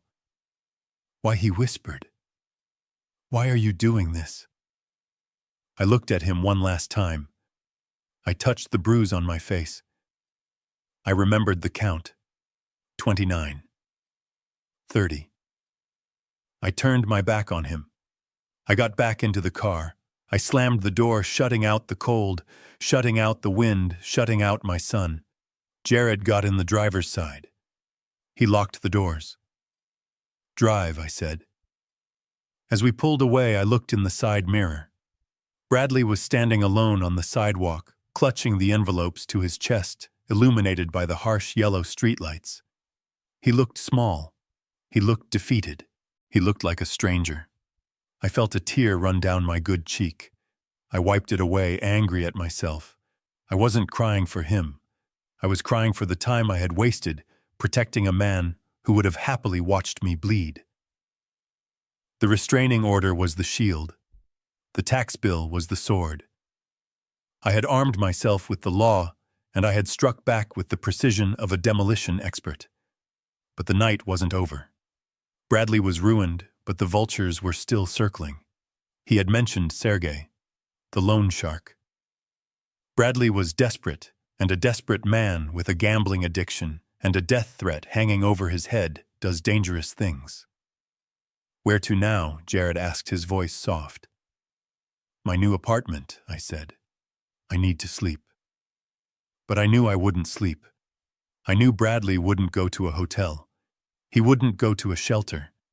He would go to the only person left who he thought he could manipulate. He would go back to Vanessa.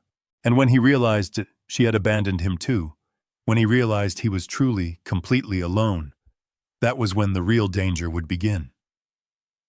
I watched the city pass by steel and glass and concrete. Strong things, durable things, things that didn't break when you hit them. I needed to be like them.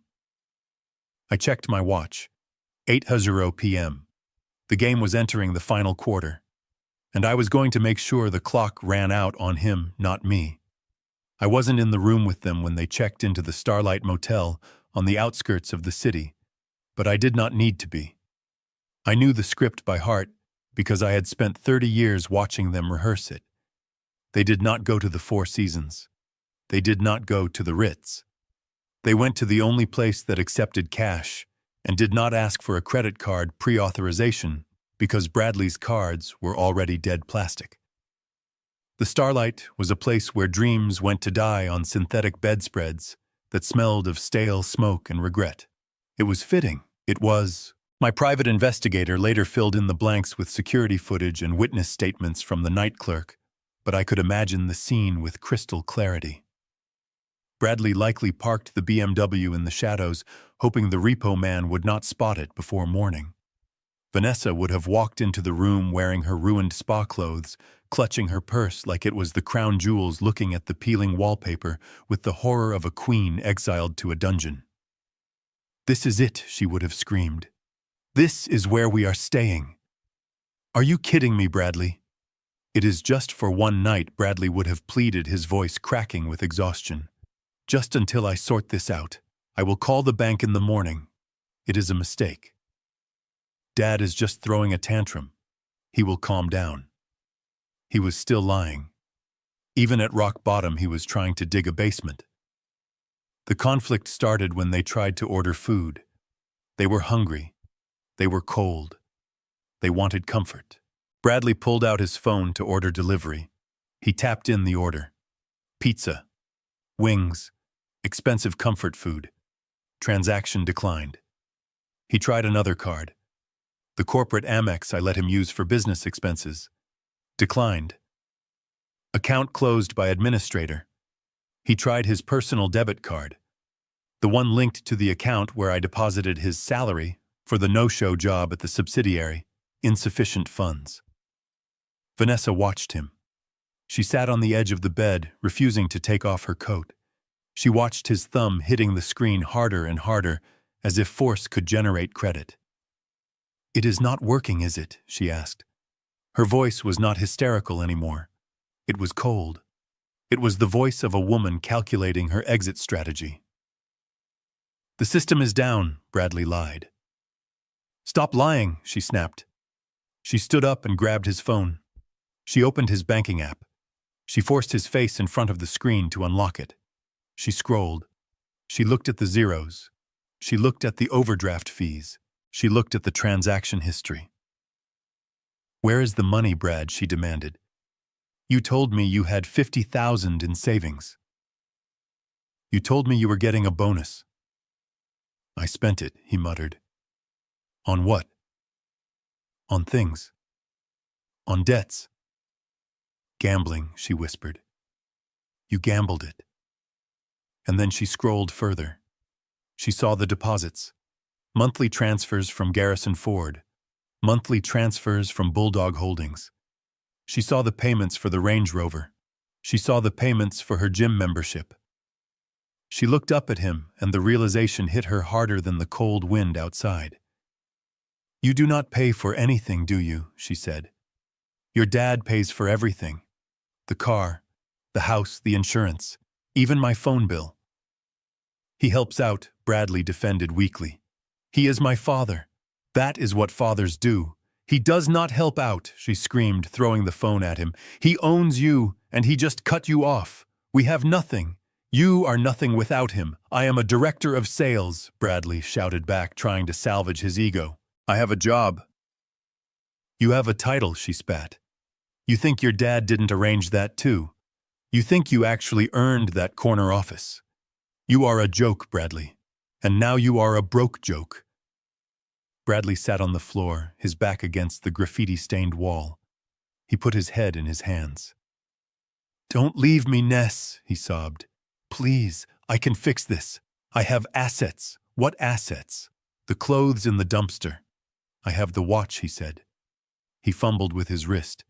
He unclasped the heavy gold Rolex Submariner he wore every day. The watch he flashed in meetings. The watch he told everyone cost $30,000. "Take it," he said, holding it out to her. "Sell it. It is worth 20 grand easy. Take it and get a hotel room. I will sleep in the car. Just don't leave me." Vanessa looked at the watch. It glittered in the flickering fluorescent light of the motel room. It looked heavy. It looked expensive. She took it. She weighed it in her hand. She looked at him with a mixture of pity and disgust. "You are pathetic," she said. She put the watch in her purse. She didn't say thank you. She didn't say I love you. She sat back down on the bed and stared at the door. Bradley thought he had bought her loyalty for one more night. He thought the watch was his salvation. He didn't know that the watch was a fake. "I knew. I was there when he bought it in Chinatown 5 years ago for $200. He wanted to look rich without spending the money. It was the perfect metaphor for his life. A shiny exterior with cheap plastic gears inside. He fell asleep eventually. The exhaustion, the stress, the adrenaline crash, it all took him down. He passed out on the floor, curled up in his coat near the radiator. That was when Vanessa made her move. I can picture it perfectly. The silence of the room broken only by Bradley's snoring. Vanessa standing up. She didn't pack a bag because she had no bag to pack. All her things were gone, but she still had her survival instinct. She walked over to Bradley's sleeping form. She didn't look at his face. She reached into his coat pocket. She pulled out his wallet. She took the $60 in cash he had left. She took his driver's license just to be cruel. Then she reached into his other pocket and took the keys. Not the keys to the BMW. The BMW was leased in my name, and she knew I would report it stolen by morning. She took the keys to the white Range Rover. That car was the only thing I had foolishly put in her name as a wedding gift. I paid the monthly notes, but the title was hers. It was the only asset she had left. She walked to the door. She opened it quietly, letting in the sliver of orange streetlight. She looked back at her husband one last time. She didn't leave a note. She didn't leave an apology. She just left. She walked out into the parking lot. She got into the Range Rover. She started the engine. She didn't turn on the headlights until she was on the main road. She drove away, leaving Bradley alone on the floor of a cheap motel with nothing but the clothes on his back and a debt he couldn't pay. When she got to the pawn shop the next morning to sell the Rolex, she would find out it was worthless. She would scream. She would probably throw it in the gutter. But for now, she drove into the night thinking she had won a small victory. She was wrong. She hadn't won anything. She was just running away from the blast radius. I sat in my apartment staring at the city skyline. My phone buzzed.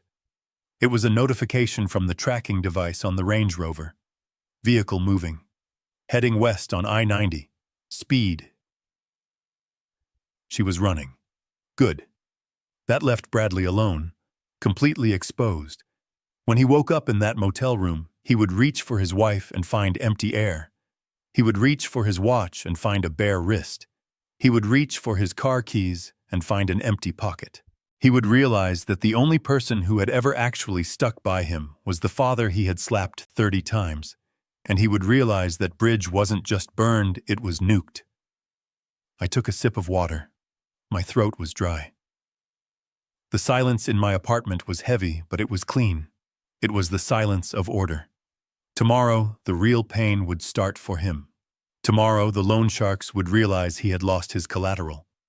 Tomorrow, his boss would receive the dossier I had compiled about his embezzlement of company expense accounts. But for tonight, I just watched the dot on the map move away, and I waited for the sun to rise on a brand new world. A world where Bradley Ford was about to learn that rock bottom has a basement. Tuesday morning broke over Chicago with a gray, oppressive sky that matched the color of the pavement. I was sitting in my new penthouse apartment overlooking the river, sipping black coffee and monitoring the police scanner apps and local news feeds. I knew Bradley. I knew his patterns.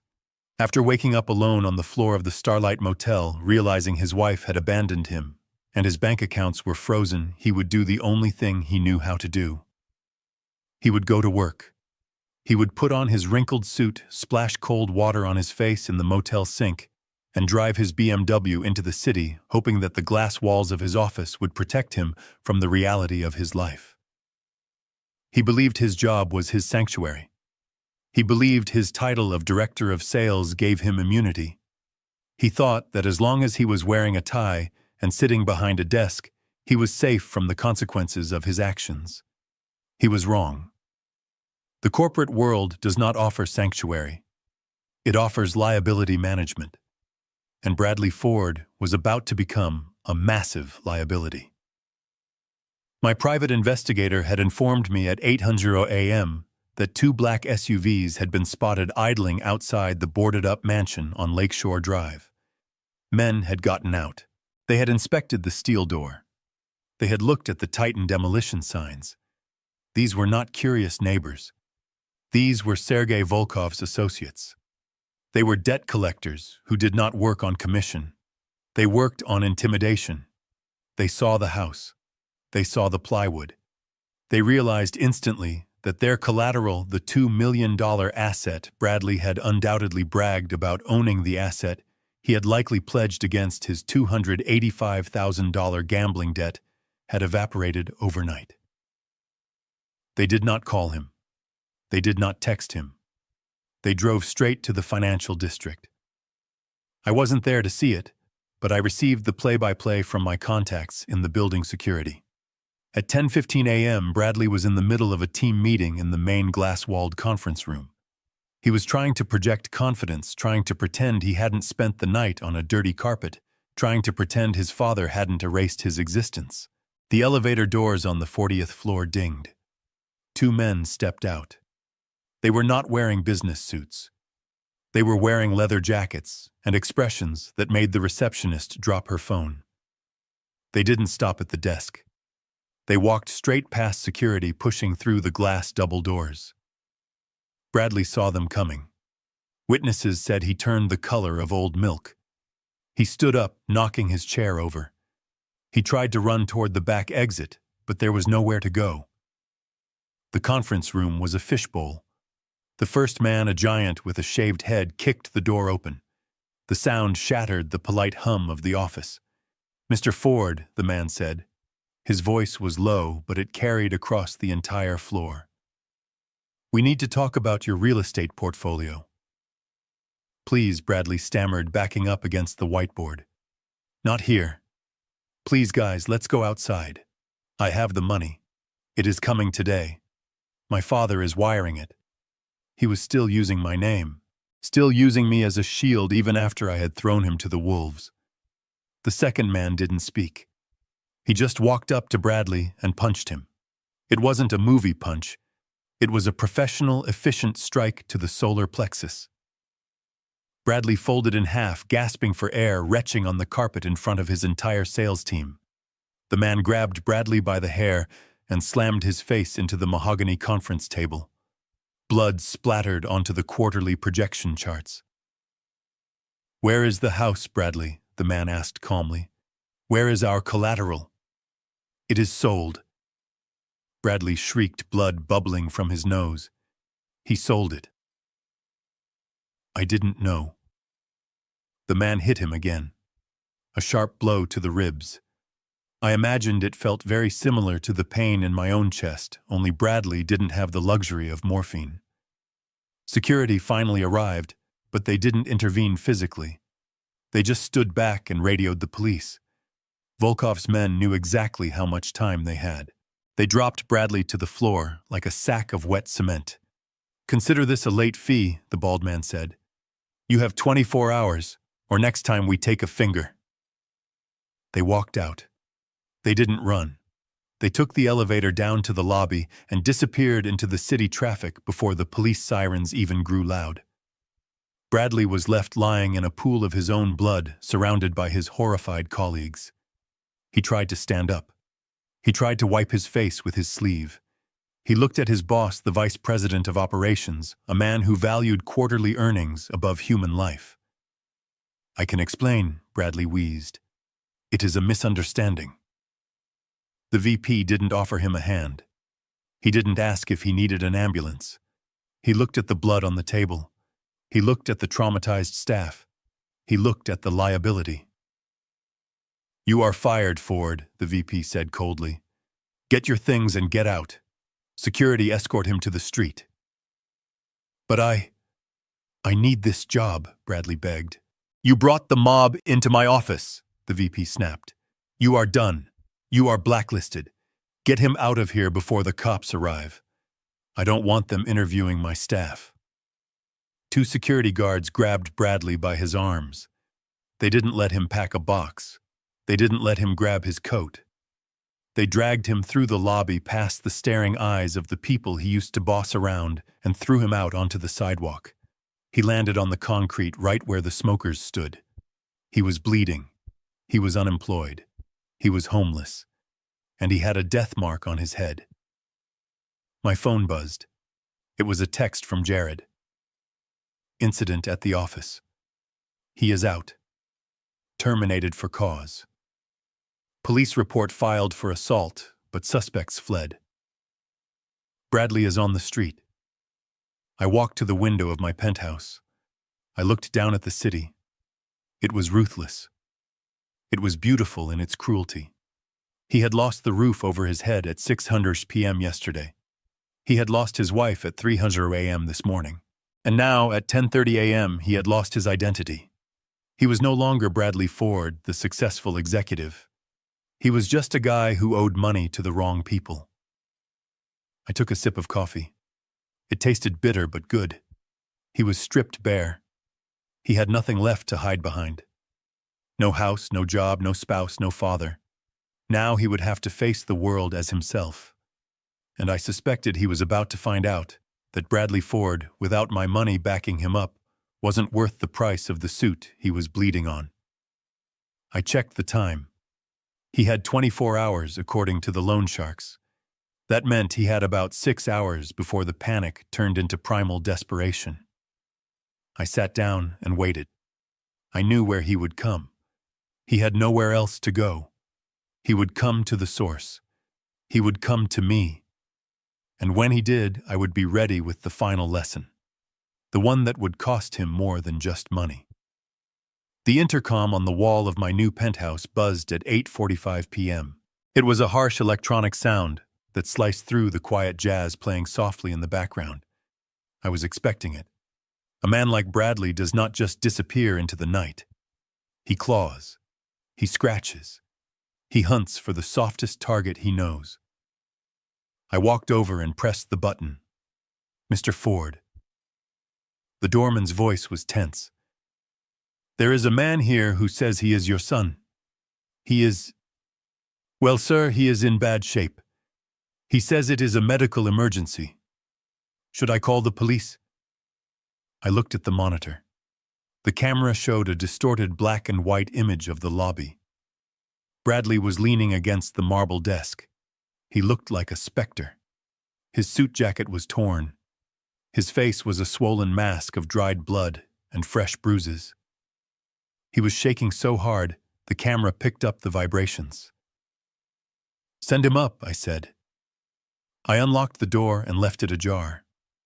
I walked back to the living room and sat in my armchair facing the entrance. I placed my cane across my lap. I waited. I heard the elevator ding. I heard the heavy footsteps dragging down the hallway. The door creaked open. Bradley stumbled in. He didn't look at the view of the river. He didn't look at the expensive art. He looked straight at me. His eyes were bloodshot, wild, and terrified. He took 3 steps and collapsed. He didn't faint. He fell to his knees. He crawled the last few feet across the hardwood floor until he was right in front of me. He reached out to grab my leg, but I shifted the cane, blocking him. "Do not touch me," I said. "Dad," he sobbed. His voice was a wet gurgle. "You have to help me. They are going to kill me." I looked down at him. "How did you find me, Bradley?" "I hired a guy," he wheezed. "A PI. I used the last $500 I had in my pocket. I had to find you." "Dad, please. You have to listen." He tried to wipe his face with his sleeve, but only smeared more blood across his cheek. It was the alcohol, Dad. He started the litany of excuses spilling out like vomit. I was drunk. You know how I get when I drink scotch. I blacked out. "I didn't mean to hit you.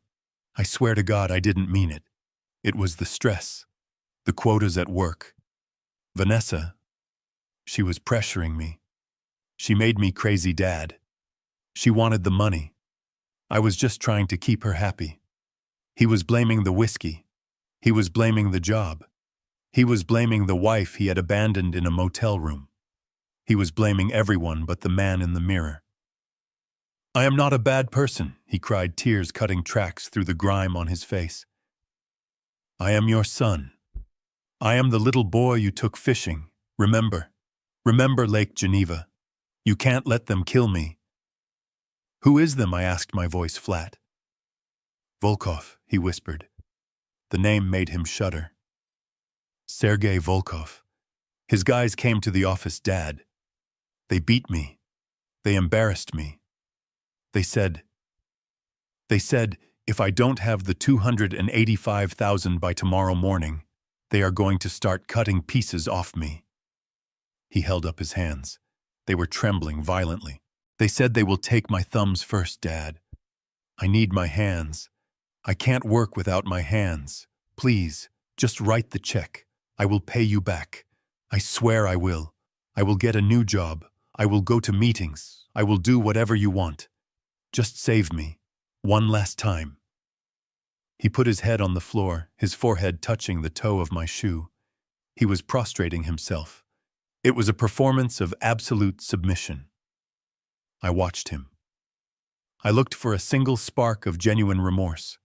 I looked for a sign that he was sorry for the pain he caused me, not just the pain he was feeling. I saw nothing. I saw a man who was sorry he got caught. I saw a man who was sorry his safety net had snapped. I saw a manipulator playing his final card, the pity card. You hired a private investigator, I said slowly, instead of paying your debt, instead of buying food, instead of getting a hotel room. You used your last dime to hunt me down so you could beg. I had no choice, he wailed, looking up. You are the only one who can fix this. You have millions, Dad. This is nothing to you. It is pocket change. Why are you being so cruel? It is just money. Just money. That was the phrase that sealed it. To him, it was just money. To me, it was 40 years of freezing mornings on construction sites. It was missed birthdays. It was back surgeries and ulcers. It was my life encoded in dollars. He didn't want a father. He wanted an ATM that breathed. I leaned forward. The leather of my chair creaked. Bradley stopped crying for a second, hope flaring in his eyes. He thought I was reaching for my checkbook. He thought the old man was cracking. He thought the tears had worked. Get up, I said. He scrambled to his feet, wiping his nose. You will do it. Thank you, Dad. Thank you. I knew you wouldn't let me die. I knew you loved me. I stood up facing him. I was eye level with him now. I saw the relief washing over him. The arrogance was already starting to creep back in. He was already thinking about how he would spin this to his friends, how he played the old man one last time. I didn't say I would pay it. I said. Bradley froze. What? I said, get up because you are ruining my rug. Bradley's face twisted. Confusion turned to anger, then back to terror. Dad, stop playing games. They are going to cut my fingers off. I walked past him. I walked to the wet bar. I poured a glass of water.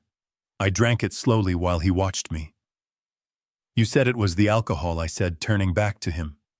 You said you didn't mean it. You said it was just stress. Yes, he nodded frantically. Yes, exactly. I was not myself. I walked over to the side table where my laptop sat, connected to the massive flat-screen television mounted on the wall. I want to show you something, Bradley, I said. I want to show you exactly who you are when you think no one is watching. I tapped a key on the laptop. The television screen flickered to life. Bradley looked at the screen. He frowned. What is this?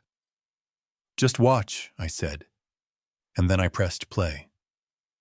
The video that filled the screen was high definition. It was stable. And it was damning.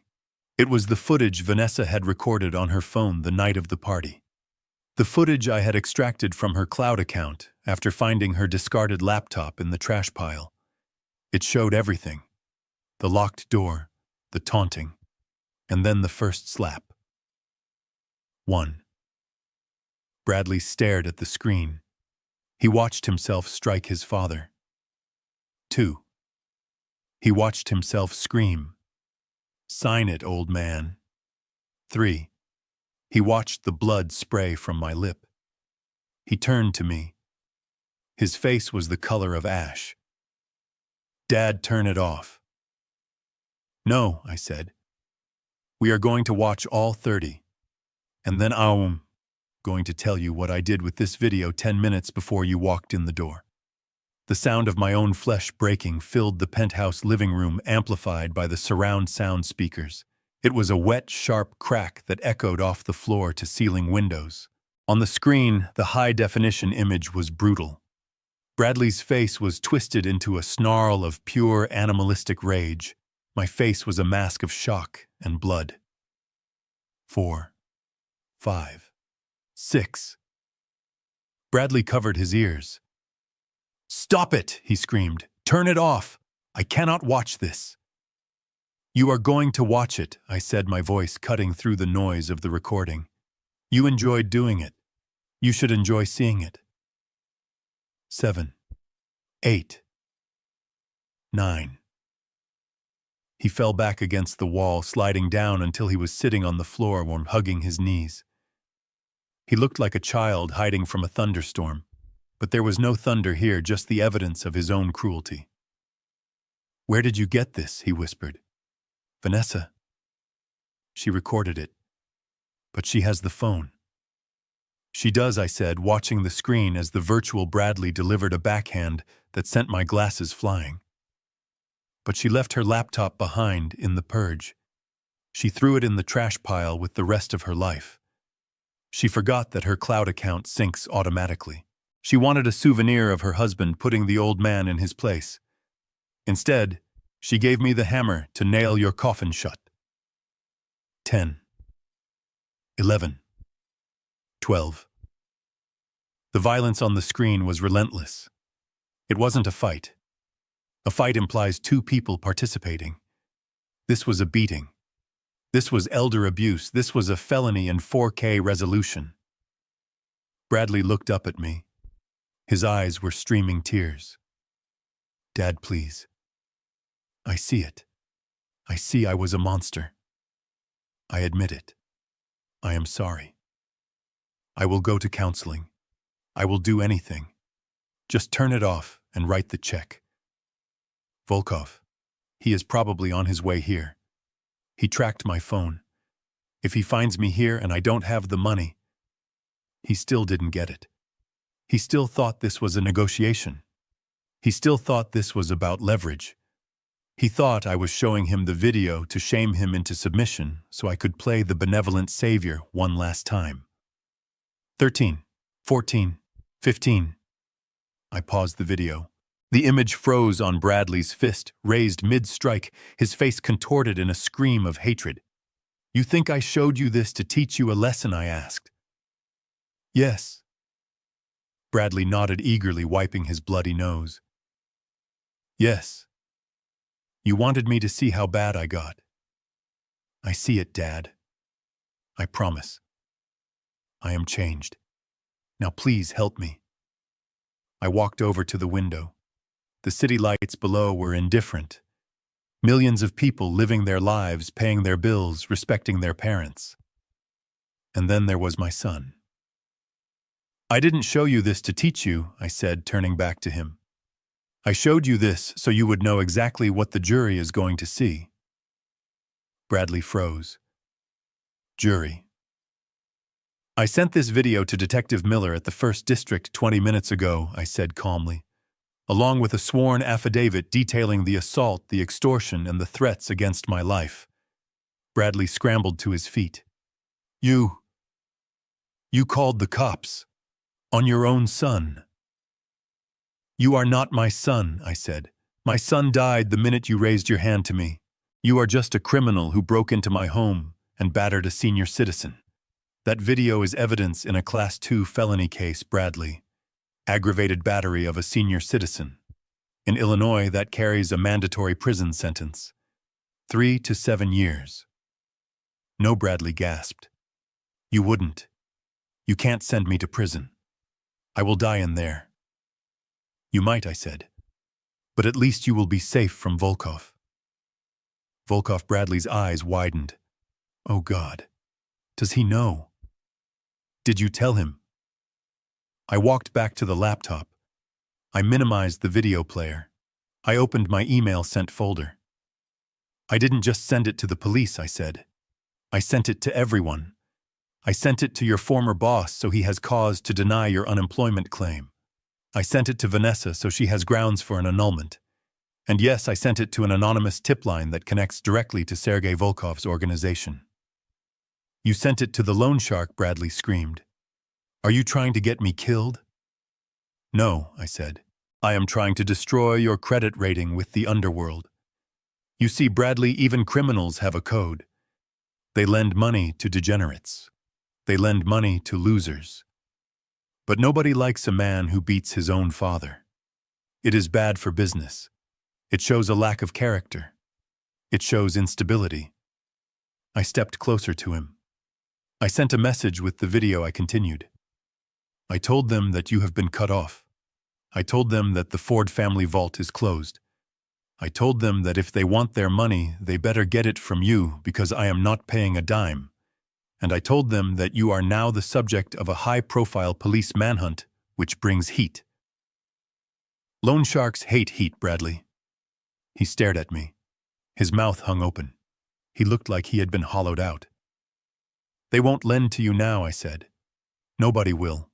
Not a bank, not a shark, not a friend. You are radioactive. You are the man who beat his father for money and still didn't get paid. That makes you a liability. Bradley fell to his knees again. But this time it wasn't a performance. His legs just gave out. You ruined me, he whispered. You actually ruined me. You did this, I corrected him, pointing at the frozen image on the TV. You did this 30 times. You ruined yourself. I just turned on the lights so everyone could see the wreckage. The sound of sirens began to bleed through the heavy glass of the penthouse windows. Faint at first, then growing louder. Blue and red lights began to bounce off the buildings below, reflecting in the glass. They are coming for you, Bradley, I said. He looked at the window. He looked at the door. He looked at me. Dad, he whimpered. Hide me. Please. Just hide me in the back room. Don't let them take me. I sat down in my armchair. I picked up my cane. I rested my hands on the handle. I am not hiding you, I said. I buzzed them up 5 minutes ago. The elevator chimed. Bradley spun around. He looked at the heavy oak door of the apartment.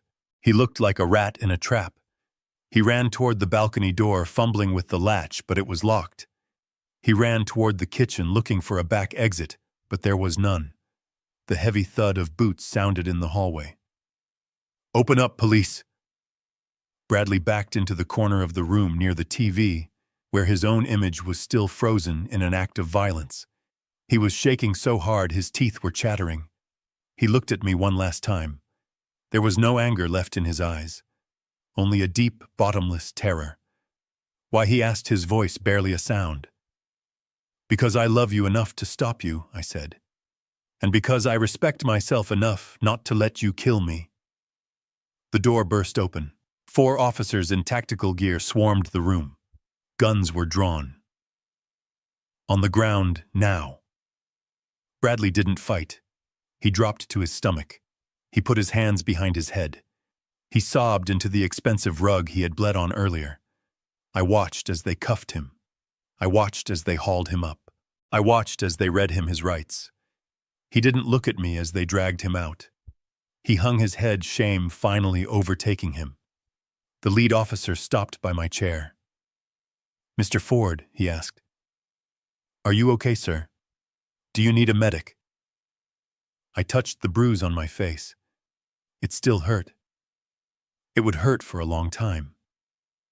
No, officer, I said. I am fine. I just need some peace and quiet. They took him away. The door closed. The sirens faded as they drove him to the precinct. I was alone in my penthouse. The video was still paused on the screen. I picked up the remote and turned off the TV. The room went dark save for the city lights outside. I walked to the window. I looked down at the street. I saw the squad car merge into traffic, carrying my son away from his debts, away from his mistakes, and away from me. He was safe now, in a cage but safe. Volkov couldn't touch him in county lockup. He would have 3 meals a day. He would have a bed. He would have time to think. It was the most expensive gift I had ever given him. It cost me a house. It cost me my heart. But it might just save his life. I poured myself another glass of water. My hand was steady. The 30 slaps were finished. The count was 0. I took a deep breath, and for the first time in 5 years, I felt the weight lift off my chest. It was over. Now I could finally start rebuilding. Not a skyscraper, not a business, but a life, my life. The silence of the police precinct was different from the silence of my penthouse. It was a busy silence filled with the scratching of pens, the hum of old computers, and the low murmur of misery. I sat in an interrogation room not as a suspect, but as a victim. A detective named Miller sat across from me. He was a young man with tired eyes and a coffee stain on his tie. On the metal table between us lay a tablet playing the video of my son beating me. We watched it together. I had seen it before, but seeing it here in this cold, sterile room gave it a new weight. It was no longer a family tragedy. It was evidence. It was Exhibit A. Detective Miller paused the video at the 15th slap. He looked at me. He looked at the bruises that had turned my face into a topographic map of pain. "Mr. Ford," he said, his voice quiet. "I have been on this job for 12 years. I have seen bar fights, gang shootings, and domestic disputes. But I have never seen something this systematic." He counted them. He literally counted them while he hit you. "He likes to be precise," I said, rubbing my aching jaw. "He is a numbers guy." The door opened and a woman walked in. She was sharp, dressed in a charcoal suit, carrying a leather briefcase that looked heavy enough to crack a skull. She introduced herself as Assistant State Attorney Reynolds. She did not offer me pity. She offered me strategy. "We are not going with simple battery," she announced, sitting down. "We are upgrading the charges. This is aggravated battery of a senior citizen. In Illinois, that is a Class 2 felony. But given the duration of the attack and the premeditated nature of the extortion, we are pushing for Class 1. "What does that mean for him?" I asked. She opened a file. "It means mandatory prison time, Mr. Ford. Probation is not on the table. But that is not all." I watched the video. I counted the strikes. 30, I said. 30, she confirmed. "Usually in a fight we charge a single count of battery for the entire incident. But this wasn't a fight. You were seated. You were non-combative. There were pauses between strikes. He had time to stop. He had time to think. He chose to continue 30 separate times." She leaned forward, her eyes locking onto mine. "I am charging him with 30 separate counts of aggravated battery," she said. "One count for every single time his hand made contact with your face. I am stacking them." I did the math in my head. 30 counts. Even if they ran concurrently, the sentence would be substantial. If they ran consecutively, he would be an old man when he got out. "Is that excessive?" I asked. Not because I wanted to save him, but because I wanted to understand the weapon she was wielding. "He beat his own father for money," Reynolds said coldly. "He filmed it. He mocked you. No jury will think it is excessive. They will think it is justice. We are also adding a charge of attempted extortion and unlawful restraint for locking you in that room. Mr. Ford, your son is looking at 20 years minimum." 20 years. I nodded. "Do it." 3 days later, I sat in the back row of the Cook County Criminal Court. The room smelled of floor wax and fear. It was arraignment day. The gallery was filled with families of defendants, mothers crying, girlfriends clutching babies. But I was alone. When the bailiff called out "The People versus Bradley Ford," the room went quiet. A side door opened. Bradley walked in. He was wearing a bright orange jumpsuit that hung loosely on his frame. His wrists were shackled to his waist. His ankles were chained. He shuffled. He looked like he hadn't slept in 3 days. His hair, usually perfectly styled, was matted and greasy. His face was gray. He stood before the judge. He didn't look at the gallery. He kept his eyes on the floor. He was ashamed. Or maybe he was just terrified. The public defender, a frantic-looking man with a stack of files, tried to speak, but the judge cut him off. Reading of the charges, the judge droned. Prosecutor Reynolds stood up. Your Honor, the state charges the defendant with 30 counts of aggravated battery to a senior citizen, 1 count of unlawful restraint, and 1 count of attempted extortion. A murmur rippled through the courtroom. 30 counts. Even the judge looked up over his glasses. 30 counts, Counselor, the judge asked. Yes, Your Honor, Reynolds said. We have video evidence of 30 distinct and separate assaults committed over a period of 10 minutes against a vulnerable victim who is the defendant's own father. The defendant is seen counting the blows. The judge looked at Bradley. Is this true? Bradley didn't speak. He just trembled. The public defender tried to argue for bail. He talked about Bradley's lack of prior criminal record. He talked about his standing in the community. He called it a family dispute that got out of hand. Reynolds countered immediately. Your Honor, the defendant has no fixed address. He has just been terminated from his employment. He has significant gambling debts to organized crime figures, making him a severe flight risk. Furthermore, the brutality of the assault captured on video demonstrates a clear and present danger to the victim and the community. The judge nodded. He picked up his gavel. Given the nature of the charges and the flight risk, bail is denied, the judge ruled. The defendant will be remanded to the custody of the Cook County Sheriff pending trial. Bradley's head snapped up. No bail, he gasped. He turned around. He scanned the room frantically. He was looking for a savior. He was looking for me. Our eyes met across the rows of wooden benches. I saw the question in his eyes. Help me. I did not move. I did not nod. I simply looked at him. I let him see the bruise on my face. I let him see the damage he had done. The bailiff grabbed Bradley's arm. Let's go, Ford. Bradley didn't scream this time. He didn't fight. He just sagged. The fight had left him. He let them lead him away, the chains clinking with every step, a slow, rhythmic sound that sounded like a clock counting down the rest of his youth. I walked out of the courtroom. The air outside was still cold, but the sun was shining. I thought about the 30 counts. It was a lot. It was heavy, but so was the betrayal. He was going to prison. He would lose his freedom. He would lose his future. But in a strange, twisted way, he was safe. The loan sharks couldn't get him in solitary confinement. The debts would rot while he sat in a cell.